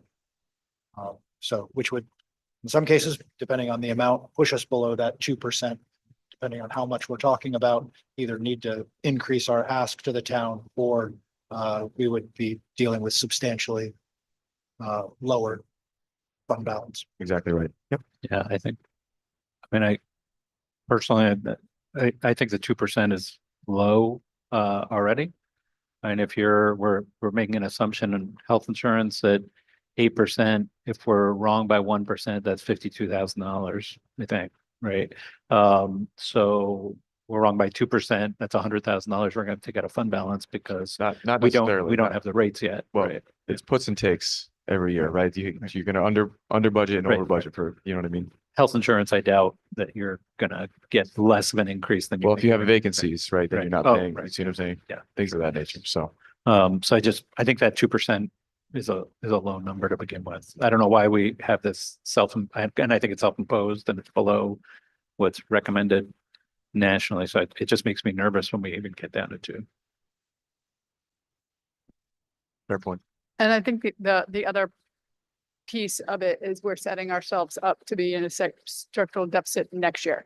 So in planning, yes, we want to plan for this next year. But we're often challenged with look out 1, 2, 3, 5 years and try to plan accordingly.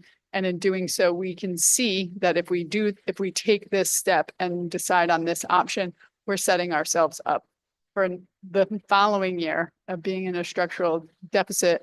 And I know Carol can't wait to follow up with me on this one. I have a clarifying question before she does that, though. The fund balance year over year, 2 outliers, basically 2020 and then 2024, right? With the larger, I'm assuming we have pandemic and then we have the final ESSER 3. That extra, because we have that fund balance at 7/1/24 is at that 4.4 million. That's a result of the ESSER funds. And then going forward next year, would that be technically lower or am I just completely? It's a fair assumption. So truthfully, it's primarily driven by vacancies. Yep, it was salaries and benefits was the big underspend last year. So that was a big driver of that. Yep. So I just want to, One of the strengths of the district this year of filling, having a full administrative team, which we haven't had in multiple years, which has higher salaries and benefits as well as pension costs, that ultimately were budgeted for, went unfilled, and then contributed to fund balance in addition to ESSER funds. which is going to my point, because those things that we had savings on are not going to be realized in the future. So we're not going to be contributing as much to the fund balance. And yes, if we take fund balance now, that's 1-year solution. It sets us up for a structural deficit, meaning we're structuring ourselves in this year for a deficit the next year. And it's never something you want to do. Plus that, if we fund our capital improvements for fund balance our fund balance, how are we going to fund that in 2027 if we use it all up in 2026 operating budget? So it's not ideal to take anything out of the fund balance. Actually, I want to agree with Brad too. I think our policy, instead of saying 1 to 2%, should just say 2. And that way, we have that cushion, because you never know what's going to happen with your federal aid, your state aid. And by having this 1 to 2%, we're not leaving ourselves enough room for those kind of shocks that could come. So anyway, that's just what I want to say about fund balance. It is not, I think if we absolutely had to, we could do this for 1 more year, but that's it. And then where does the capital plan leave us for 2027? So. I totally agree with that. I think we, it puts us in a bad position. I think it gets tougher and tougher to make those decisions on what can we cut, where can we reduce. We closed 2 schools at this point. There's not many other much room for savings anywhere else. So I think I totally agree. We don't want to. My preference would be not to use that the fund balance transfer into the general fund if we can avoid it. But it is good to see we have that option if we had to do it. But if we don't have to, I prefer not to. So are we showing this really as a good faith option? But we really don't agree with it in terms of using the fund balance? So they've come up with 3 options. We're gonna have to decide what we want to do and give that with only one option, what we decide to do to the town by the 14th. Got it. Good.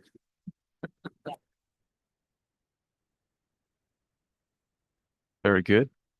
So right on the heels of this very good discussion, if we go to the next slide, we kind of alluded to some of this, the reasons for a general fund surplus. It's basically just comes down to 2 things: over realizing revenue or underspending, or both at the same time. So for example, on the revenue side, you might get more out of district students attending our CTE programs at their local share rates, right, than we budgeted for. So that's additional revenue. Another big one would be Medicaid reimbursements from the federal government. If those come in higher, that's helpful as well. On the expenditure side, primary underspend in salaries and benefits will be a big driver of a surplus. And then you have, your purchase services and other discretionary spending as well. If you underspend in those categories, you can realize a surplus. All right, moving to option 2, slide 21. Again, we have the same provision at the top there, just shifting those shared services over to the town. Second bullet point is the primary change. It would include asking the town for an additional $500,000 in the property tax transfer. If this is adopted, again, no further cuts are needed. If all of our assumptions hold true, we would not begin fiscal year 27 with a structural deficit. And again, we'd get to keep credit recovery at the high school.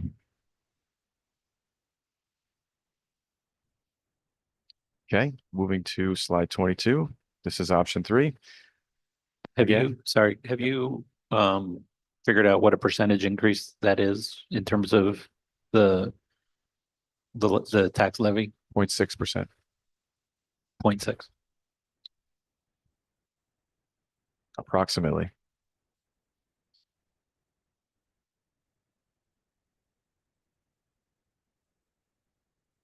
I'll double check my math right now.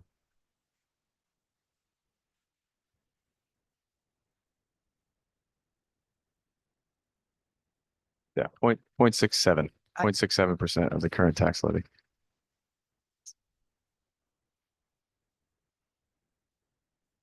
So in option 2, we are taking this, we're requesting an additional 500,000 from the town. Correct, and not using fund balance. So Okay. trading fund balance for an increase to the property tax transfer. Good question. Thank you. You're welcome. All right, we'll look at, nope, go ahead. Sorry. Can I do like an asterisk on that? Instead of, and I don't know if this is possible, and this is obviously something that the town can figure out, but I'm just curious, instead of asking for an additional $500,000 to our property tax transfer, would it be possible to ask for $500,000 towards our capital improvement? So it's a one-time, or is that not something that can be done? While I believe that can be done, that with our FY 26 operational budget, we are still, in order to have the programming that we have this year, next year, we are in need, even with the recommended reductions that we've put into this budget, we are in need of $800,000 of relief in order to do that. So if they wanted to, we would then need to take it from else. We could then, it would free up where we're using that in our own fund balance and we could shift it over. But in lieu of. It would have the exact same effect as taking it from fund balance, because we're giving our CIP from our fund balance. If they just paid for some of that, we just wouldn't give as much from fund balance, and we would use that for operations. So it would have the same effect. Well, I think, It's a good I'm question. not sure it would have, I'm not sure I understand it, because if instead of us paying, we're taking 900,000 out of fund balance for CIP, it's some in that, Just over 1 million. oh, just over 1 million. So if the town paid half of that, and we took the 500,000 we were planning to spend on CIP and put that into the operational budget, it would have the net effect of doing what you're doing in option 2, and it wouldn't obligate the town to an ongoing additional expense. So, but for us to make our budget, we would take 500,000 put into our We'd- operational We'd still be, budget. yeah, we'd still be using $1 Right, million. which instead of putting it into the CIP. Right, and that would also We would have reduce the this- that would reduce the town's maintenance of effort towards us. Correct. So then next year, Right. we We might have we'd to come back. re-ask for it. Right, so the only reason that I would suggest that as a possibility now at this stage is because I believe, I think, I don't know if others believe that in a couple of years, we have a new high school that changes the math around those out of district tuitions. And we start seeing those expenses go down. So there's a potential to bridge until we get to that. It might be more palatable. And maybe that's not the whole 500. Maybe we split it in half. So they give us 250 for operations, 250 for the CIP, and it, slows down the maintenance of effort increase, because I believe that then our out of district tuitions, which are part of what's really harming us, start reducing, and we start catching up in 2 years. And we might have to do that for a couple of years. And I would say, like we're saying, we're being asked for 3 or 4 years of looking out. And we might say to them, this is what we believe is going to happen. If you can help us, we'll split this maintenance of effort in half of what we really need. You pay for half of the CIP to get us to the opening of a new school where we're going to retain more of our students and attract more from out of district. Is that kind of what you're saying? I mean, I understand it would keep our fund balance from us using too much of it. And I do think it's interesting because a lot of districts have their CIP plans paid for by the town because the town likes to give it that way. And I think for your very reasoning is because it doesn't increase their maintenance of effort the next year. I mean, we've always just used fund balance, but we're going to run out of fund balance at some point with all of these scenarios. But if they will increase at any point, it's worth a discussion. And the only reason I would suggest, I mean, normally I would say, yes, we want to lock in that maintenance of effort requirement, that minimum requirement, but the only reason I would suggest it at this point is because we have this major change coming to the district a couple of years from now, and that should change what we're paying out of district. It should bring more tuitions into the district. And normally, if that were not happening, if we were still in this high school 5 years from now, I would say we need to start asking for more money. The one other analysis that I would think that we would want to do is, and that I definitely haven't done, would be to do an enrollment analysis on our surrounding districts. So I just want to be careful when we talk about, so while there's opportunity there, as public comment mentioned, our next door neighbor district is, their enrollment is dropping rapidly as well. And so the end that we're going to get in fiscal year, what would that be, 28? Just making sure that we do an analysis and, what is the pool, the ultimate size of the student pool from surrounding districts that we're looking at, because it's not going to be the same as right now. And I just haven't done that analysis. And so I'm a little wary of lots of different things. I You think don't want to we're move forward with a spitball idea in the middle of a meeting from someone who's not an accounting major. I don't know why.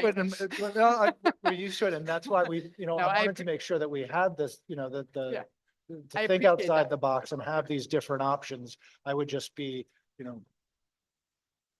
some time, because ultimately the town council will appropriate and we'll need to have some discussions about how we're going to either spend or not spend or account for those pieces that are there. I guess that's just, it's a matter, and Brad, I won't speak for you, but for me, it's more a matter of, it's more of an anticipation of when they say no. And I know I shouldn't think that way, and I know I should be positive in my thought, what you put out there is what you get back and all that. But I just didn't have huge concerns on it, as I've expressed on more than one occasion.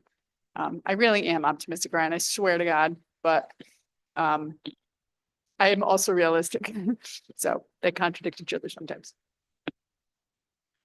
I just, to follow up on Mr. Pedraza, I agree that I'm not sure we can count on out of district tuitions as much as I think we'll retain more of ours. I think that's where we're going to see the boost, is that we're not going to pay as many out of district tuitions for the high school level. I think the charter schools are baked in. I don't see a time when that's going to change substantially. But I think at the high school level, there's an opportunity for us to retain the students who are right now going out of district. Excellent. Thank you. I don't disagree with you there. I do feel it's a little tricky to make a decision about what might happen 2 to 3 years from now. We don't know. It's so hard to predict. So we do have to make these decisions with imperfect information. And I think it'd be tricky to move forward with that kind of plan in mind, just, trying to like bridge the gap for a couple of years. Well, know what that turns into 2 or 3 years, and now, more years. And then it's just continuing to kick the can essentially. So I think it's going to keep those things in mind for sure. I agree that I think where our additional enrollment is gonna come from is more along the lines of less of our kiddos going somewhere that we have to pay for them. I like, the like offering the carrot of give us the one-time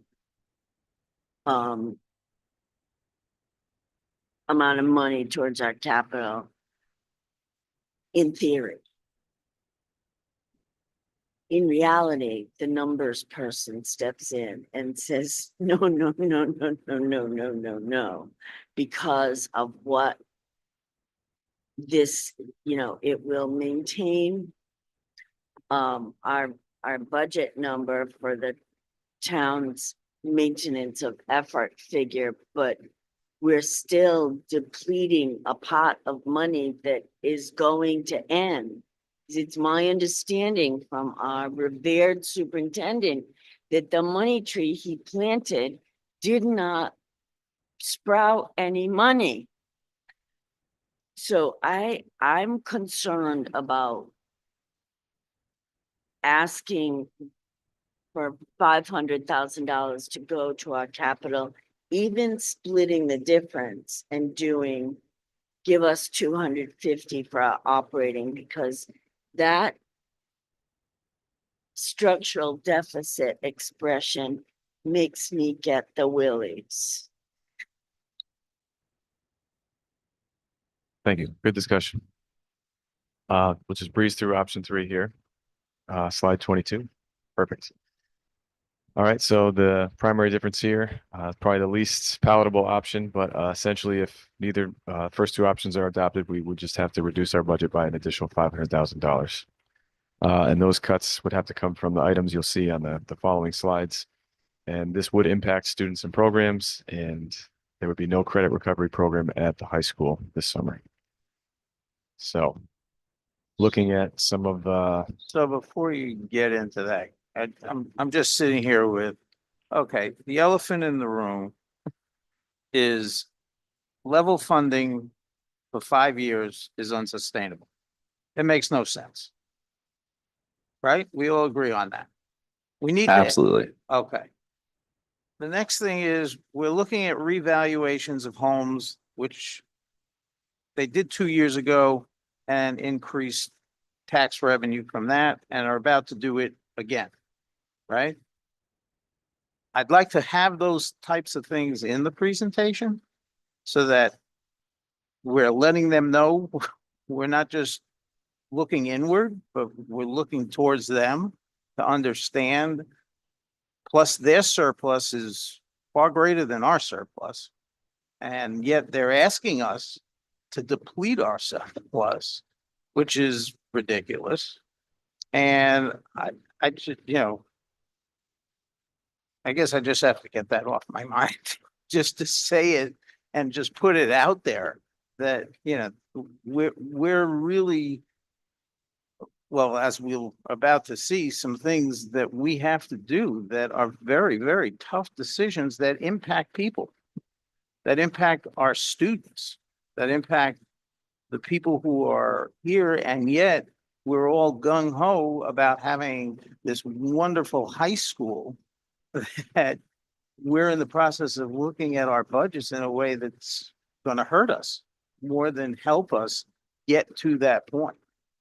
So that's what I have to say about that. So to your point on the tax levy and the revaluation and all that, so the primary constraint that the town is up against this year is the issuance of the debt service. So they're going to be approaching that 4% tax levy cap pretty quickly already.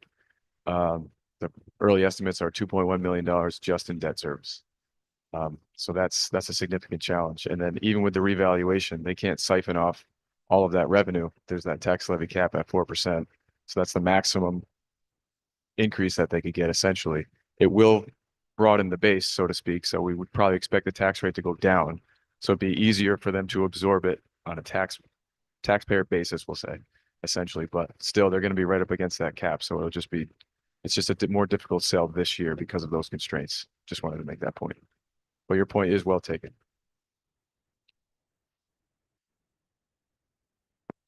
I have to agree with what Stuart's saying, and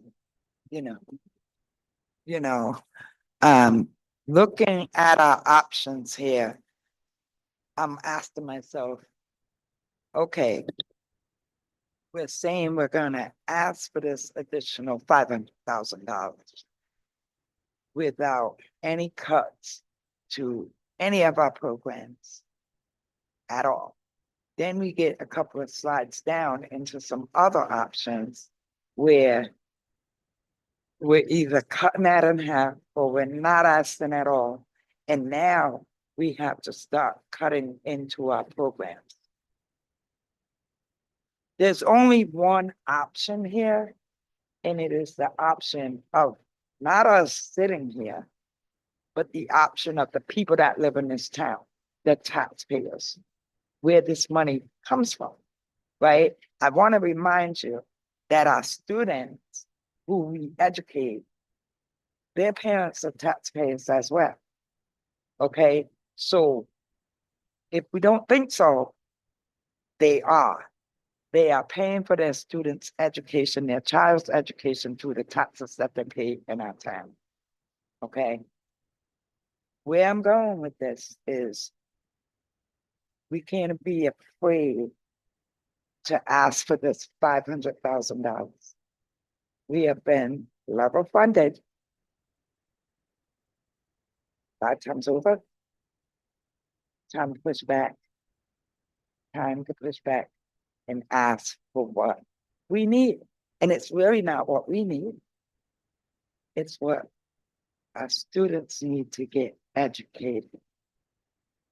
And the town is not going to allow us to stop cutting programs. When we stop to talk about it, the place goes in uproar.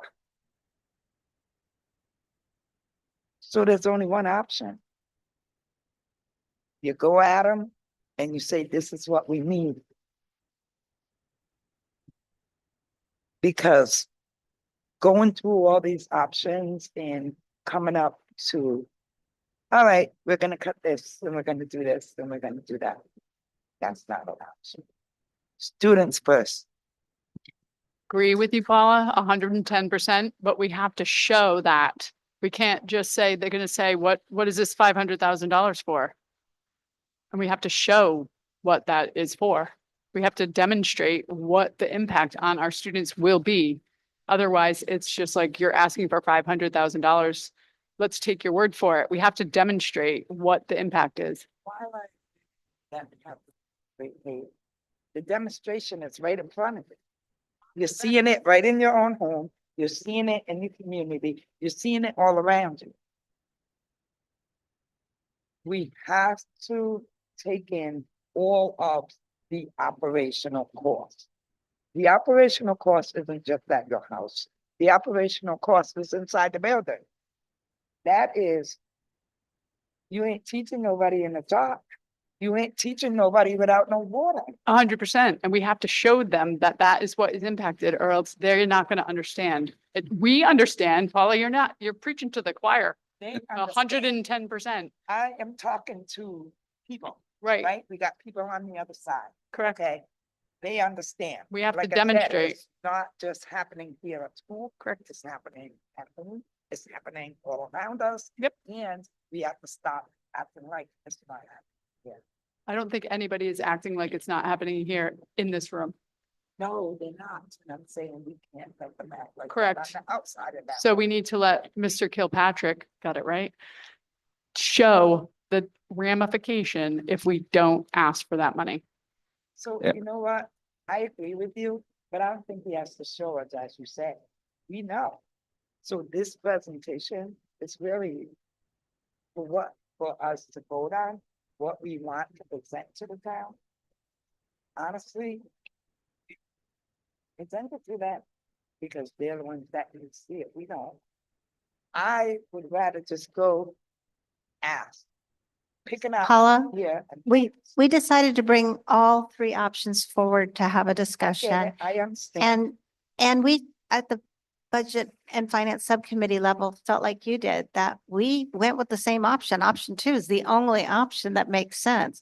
But we wanted you to see all of the did. presentation. Yeah, but Kate's right, absolutely right. Yeah. We all feel the same way. And this is, if they don't listen, it's going to be heartbreaking. Right. I think it's showing the work is showing the taxpayers of the town. It's showing the town council that we've cut where we can cut. I said before, we've closed 2 schools. We've realized those savings. Our costs go up, our salaries go up, our benefits go up, our transportation costs go up. All these things keep going up. Yes, the enrollment is declining, but that's not, it's much more nuanced than that. And without showing what we're doing here, I think it can get lost that it's just, oh, they're just asking for more money. It's like, well, yeah, we're asking for more money because here are the other options. Are those really options? They're not. But And that's to what be- you're saying by saying you're not going to give us this extra money. And to be clear, the $1.5 million reduction may not impact students and programs. It does. The programs may not be eliminated, but they're being impacted, hands down. So we're trying to minimize the impact. But if we don't ask for another 500,000, they're going to be dismantled. There's a distinct difference between the two, and I think we have to show it.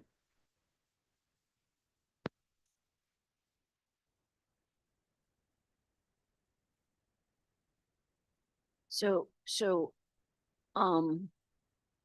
I'm not gonna repeat what was already said about 5 years of level funding is, I can't say in mixed company, in public, what I think about it. So I think we should just ask for the increase of $500,000. You said that was a 0.67% increase over the current budget. Am I correct? Okay, It's 0.67% of the current tax levy. of the current tax levy. Thank you. Okay, I do have 2 questions, if you don't mind, before you go on to what, and I think Kate's right about, showing the council that, okay, if you don't give us this $500, this is what we are going to have to do. What did I say? That $500, yeah. Okay, the $500. My two questions are, back, on an earlier slide, you don't have to go back to it. You talked about, an 8% increase to the health and dental, 8% to each. Do you have an idea when you're gonna get that exact figure, or is that something that fluctuates throughout the fiscal year? I should have it in the spring. Okay, okay, Roughly. that's all I Yeah. needed to know. And my next question, I asked the easy one first. Okay, but I'm putting our leadership on this hot spot here too. Has the town indicated that they will agree to absorb these shared services? Okay, So, never well, mind. so No, I don't want to speak out of turn here, but we have met with the town okay, and the conversations were positive, we'll say. all right, thank you, thank you. That's a good enough, Is that, that's a good is enough that a answer. fair summary? Thank you. We had shared logic. We saw the logic of those, interesting on the school side and appropriate on the, that those were not within our locus of control. And so it would be, we agreed that it was an appropriate conversation to have. Can I ask a question similar to the health insurance question? Do we know the numbers for the out of district enrollments and when do we get that data about how many students are going out of For the district for the next year? for the next year? That's a tough one. The process is not ideal at this point, we'll say. I'll give kudos to North Kingstown. Their CTE coordinator is very good about communicating the students that they've accepted into their program. The other schools, don't want to disparage them, but don't get that same communication, we'll say. So it's difficult prior to start school. Yes, I mean, it seems, I'm just thinking that as a legislative discussion that it's unreasonable, I think, for the state to expect us to create a budget without having that information well in it. We know the enrollments are done, right? And our enrollments are done, right, for our CTE programs. There's really no reason that we can't have that information right now while budgets are being made, other than they're just not, just the other districts have decided not to tell us. So we've got the department, and with CTE, we've got the Department of Ed setting up certain guidelines and certain application windows. However, you also have state law that says no student shall be denied, enrolling into a CTE. So ultimately, as Mr. Kilpatrick alluded to, is we have varying degrees of cooperation and planning and notification to next year's students, as well as when they'll make decisions or change their minds about whether a student is ultimately allowed to enroll or needs to go through an enrollment process other than I'm interested in this program. Right. Can I come? And they say, yeah, sure, come on in, even though the application window closed and decisions were supposed to be made in February. We still have students who during the course of the school year go to, and so we have no relief, legislatively or otherwise. Yeah, I mean, I'm just suggesting, as Michelle pointed out, we should have a discussion with our representatives about firming up that process, because I would never, if one of our students changed their mind and wanted to come back, we absolutely have to take them back. But the idea that the day before school starts, they can decide to go to another program makes no sense to anybody in the state. I can't imagine. That article that we forwarded along was focused on that. And then basically the call to action from it was for me and Michelle to meet with our legislators and start finding a way to be up at the State House and advocating for a change there, and for the transportation piece being part of the funding formula.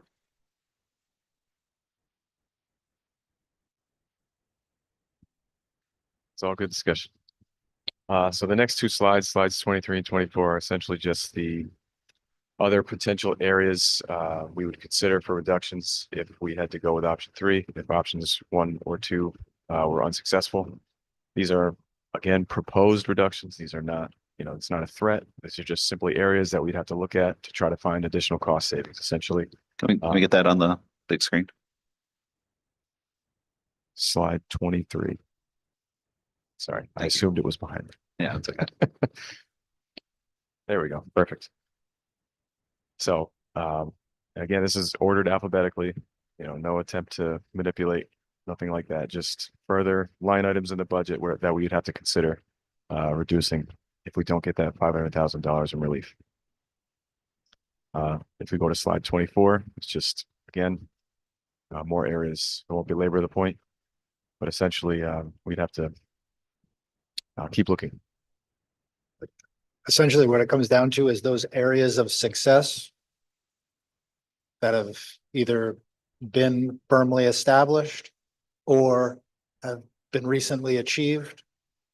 We have to chisel away at that or sledgehammer away with that. When we're facing millions of dollars, we're not going to get there with paper, pencils, and iPads. We have made a good faith effort. We have looked at everything. We've looked at enrollment and we've adjusted our budget accordingly. There are no more six-figure things to look left. We are at that point. We are then into 4-figure, 5-figure things to try and piecemeal. And as I highlighted in my budget document, is ultimately, doing so would be absolutely detrimental, and we would then, it's detrimental as is, but I would really call to question, again, the strategy of we're building a new high school and athletics in order to grow and give our students the best while simultaneously undercutting it, as well as the message that it's sending to current and potential families in South Kingstown and outside of, and that those two strategies can't coexist. They're poor investment strategies if they're not aligned. If we do not get the what I'll call $800,000, these are the things that we have to. This is not where we're starting, and this is, again, not a threat, and there's nothing here, but this is just the fact that we cannot get to 6-figure cuts through paper, crayons, and even iPads. We've already done that. And so on this list, you'll see, again, some of the things. Our kids need enrichment. Our kids need social emotional. Our kids need athletics. Our kids need to move. Our high school should be accredited. It's not required, but that annual process, that review, that collaboration that the faculty and staff go through, the arts program, as I went to try to get to Hispanic heritage at Broad Rock Middle School, and to hear the fluency that is coming off of our students' tongues from programs that no longer exist, that we're not going to see already. Capital improvements, I would make the case that 1 to 2% of fund balance, imagine if we needed a new roof on the middle school. That fund balance wouldn't cover it. So what that emergency fund, that a fund balance could potentially be, we would be eliminating that. Existing contracts, the people who are here and have helped to sustain, as well as the people who have joined us and their desire to contribute and be a part of the growth need to be placed in jeopardy. Obviously, the fund balance, intramurals, we've already reduced in those lines, local professional development. There are also then grant funded positions in there that we don't pay full piece, but we pay some of, so we need to take a look at. And then we're starting to get to that core promise of safe, engaged, future focused. We're starting to chip away, or we would need to take a look at that safe. And again, that doesn't align whatsoever with the aspirations and what our students deserve and what this community deserves and expects.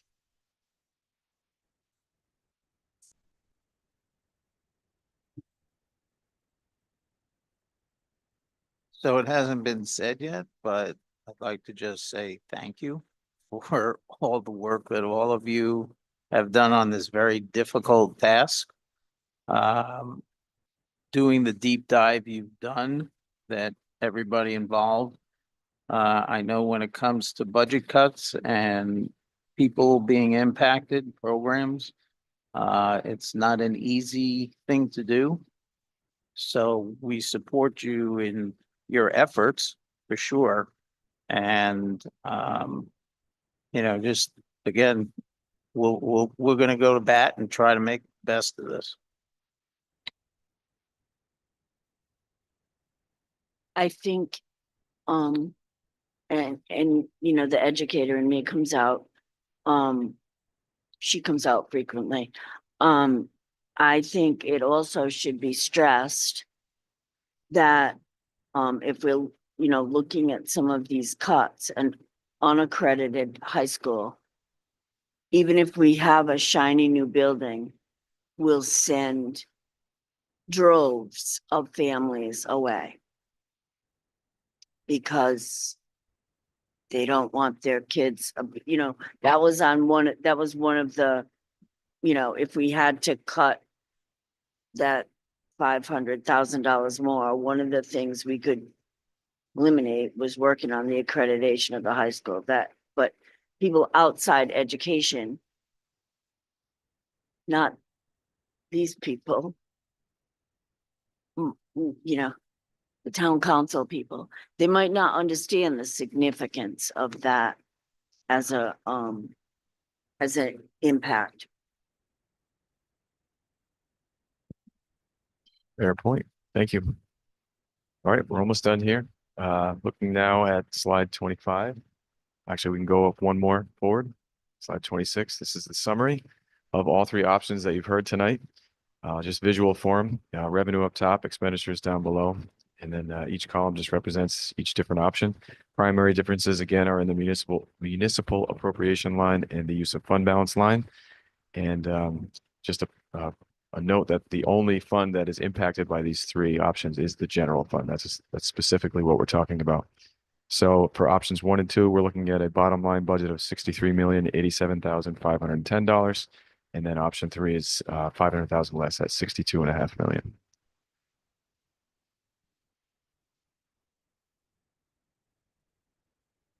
And lastly, if you just go to the last slide here. So I just want to apologize because I realized this evening that I omitted the expenditure side of this, but you have a revenue summary by fund.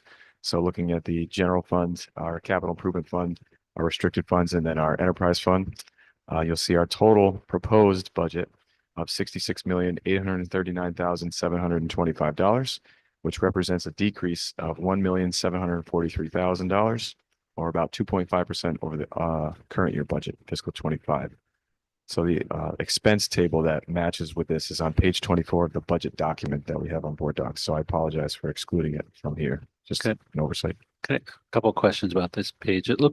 It's like high cost special education and some of the federal funding. Are those those reductions enrollment related, or those policy changes? I know ESSER is gone, but the rest of the Title I, II funds are all going down. Is that all in the high cost special ed? Is that all enrollment? We're talking about two related? different things. Okay. So high cost special education is part of our state aid, right? So that's a separate category. That's determined by the state, the amount that they're able to fund. It's a certain percentage that they contribute towards those expenses every year.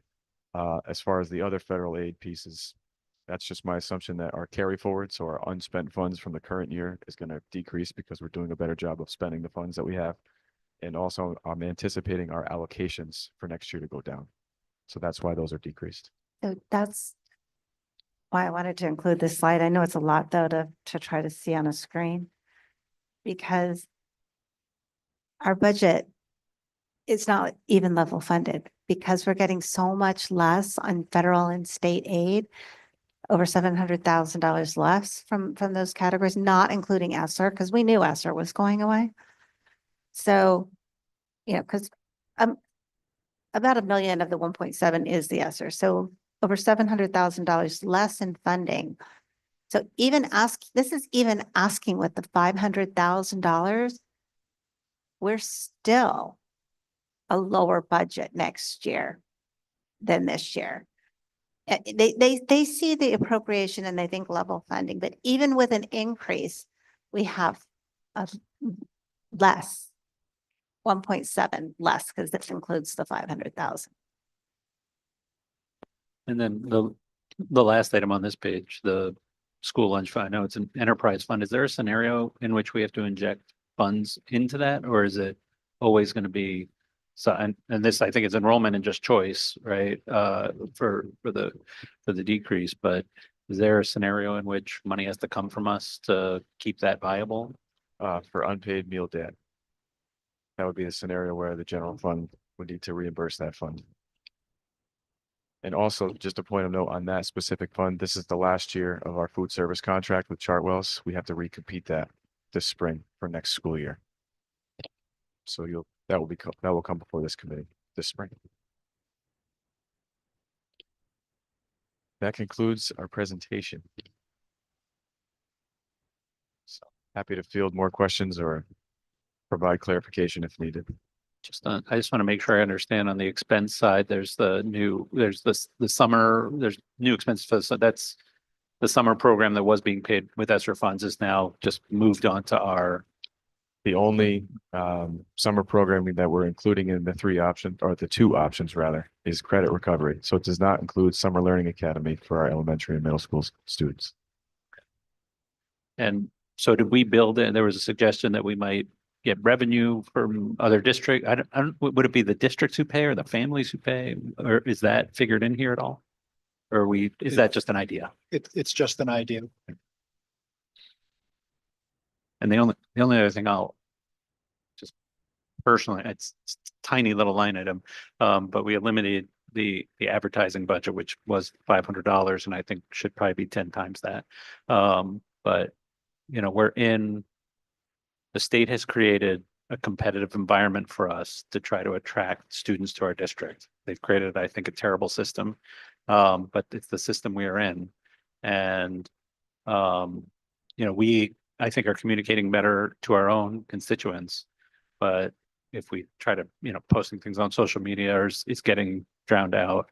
And there's going to be a point where in order to attract and retain students to this district, we're going to have to start engaging in paid advertising in order to be competitive. And it's hard because if we put it in this year's budget, we get paid next year. But if we spent, let's say, $5,000 on advertising and we retain one student, that's $20,000 in the first year, right? It ends up being $20,000 a year going forward. So I think by limiting ourselves in that way, we're really making a long-term mistake by not doing what other districts are doing, right? They're paying to put ads in local papers in their neighboring districts in order, probably not local papers. I don't know if anybody's reading the paper, certainly not middle schoolers, but probably social media and display advertising online is the way that would do it. But we have a very small geography, very targeted timeline. And I think we have to look at it as the competition that it is. And if we cut that budget out completely, I don't think we spent it. It's too small anyway. But if we cut it out, we make ourselves less competitive, and we have to be talking about the ways that we are competitive in a way that's going to break through and be top of mind for people. And I wish we didn't have to, but I think we have to work within the system that we've been given. So I would advocate for increasing that because I think it pays back, like I said, one student, but I think it would be more than that if done well. Fair point. Thank you. I'd like to know what you need from the committee right this moment. Is it a motion or is it just a voted approval on the presentation to accept the budget? So we have a motion, a vote on which budget we want to move forward to the town council.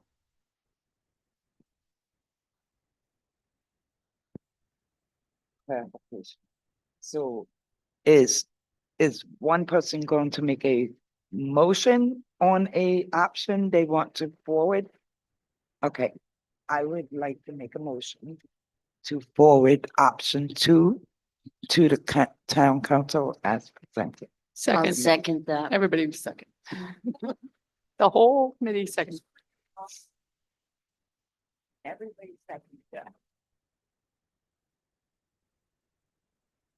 Stuart Lander,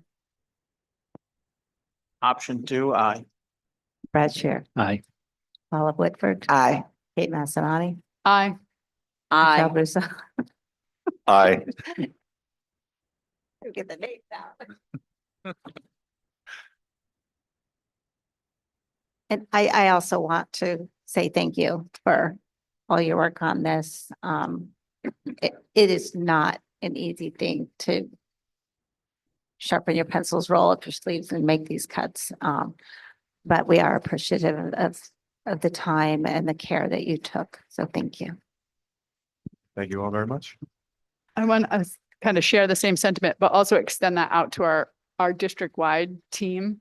It didn't just happen in a vacuum, and we know that our administrators and department heads and everybody kind of came together and came forward with this. Before we do kind of adjourn, I would like to navigate through what the next steps. My understanding is you will go back and you will obviously make this be geared towards option 2 as presented and submit to the town council by the 14th, which is Friday. My understanding is from there, the town has 3 budget workshops. One is Monday, March 3rd, Tuesday, March 4th, and those are general municipal budget workshops. They love to bring up the school in those meetings, no matter what, even though we're not part of it. So I highly recommend everybody go. And then there's a 3rd workshop that includes us. And I want to make sure we have that date right. And it's a Thursday, March 13th. March 13th. And then that is a joint meeting with us and the town. And that is when at some point between the 3rd and the 13th, the town manager presents his recommendation to the town. And then the town and us then have that discussion on the 13th. And that would be where a final conversation decision, to my understanding, is that correct? Perfectly aligned with my expectation.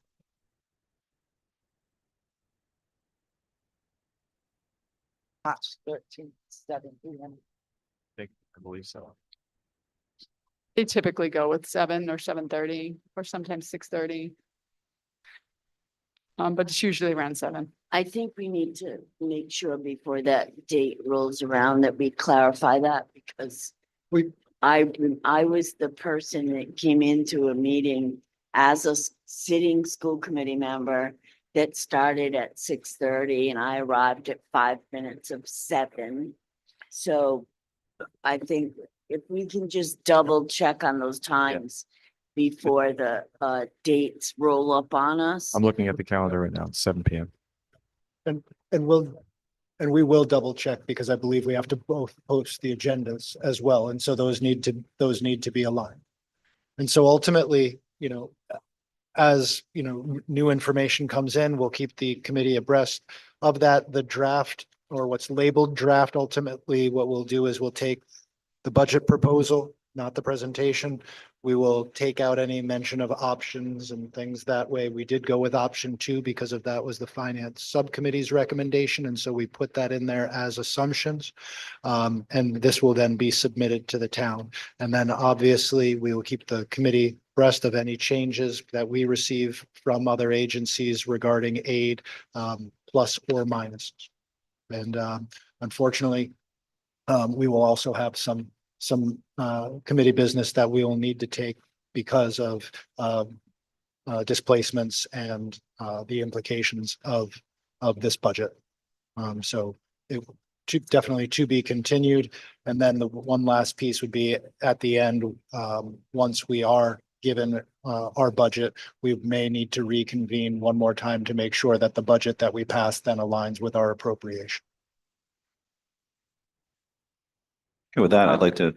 Oh, yeah. Before we adjourn, I would also like to thank our leadership team, our administrators, because this is a clear and well put together presentation under difficult circumstances, and I know it didn't happen in 10 minutes. So thank you very much to all our principals and administrative staff for their work on this. So I'm going to open up public comment for 2 minutes, Doral. So come on up. I know you want to say something.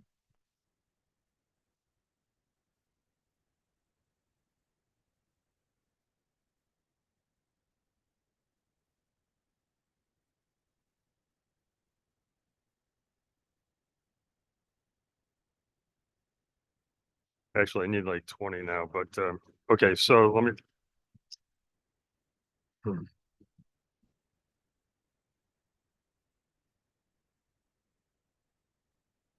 Level funding makes no sense. That was one of the comments I heard.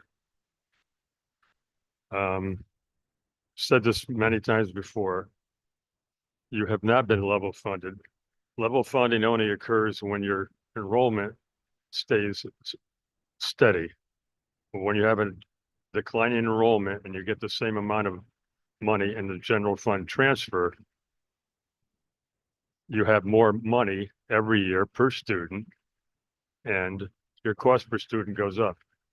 So if your budget, as you were talking about it here, ends up what you want, our cost per student is going to go up from 24,850 to about a little over 26,000. And when that goes up, so does it directly affects your out of district tuition costs for charter and CT. So those two, that's going to raise that up $250,000 also. Oh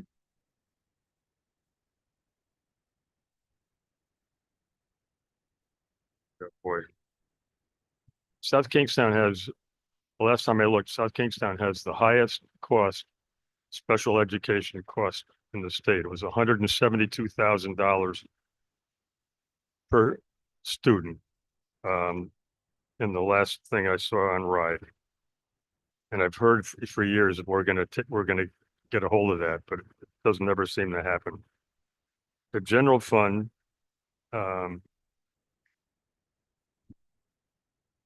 will have gone up if you get your wish. The general fund will have gone up 7,500 for the will have gone up $7,500, $7,500 in 7 years on the cost per student.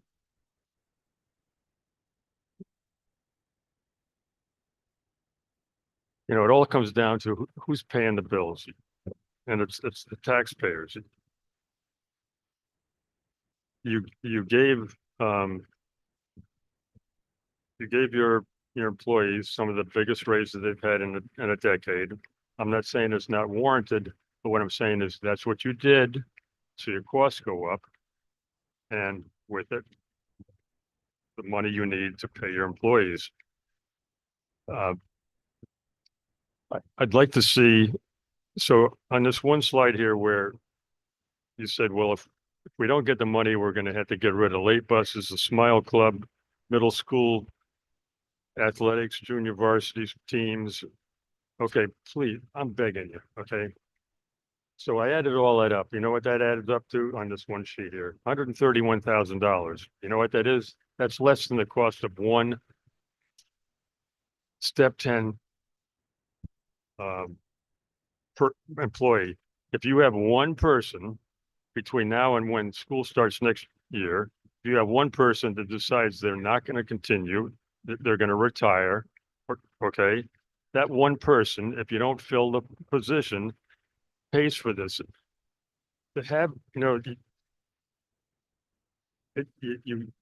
you create, every time you put things like that in, or the resource officers, it creates unnecessary and therefore unwarranted fear and anxiety in our, just in our community. I hate it. Okay, it's not necessary.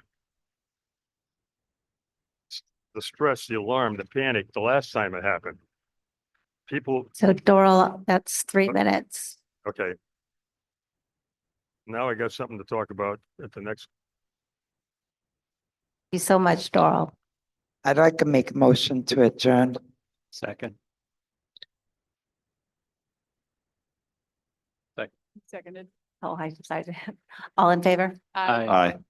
We are adjourned at 9:50.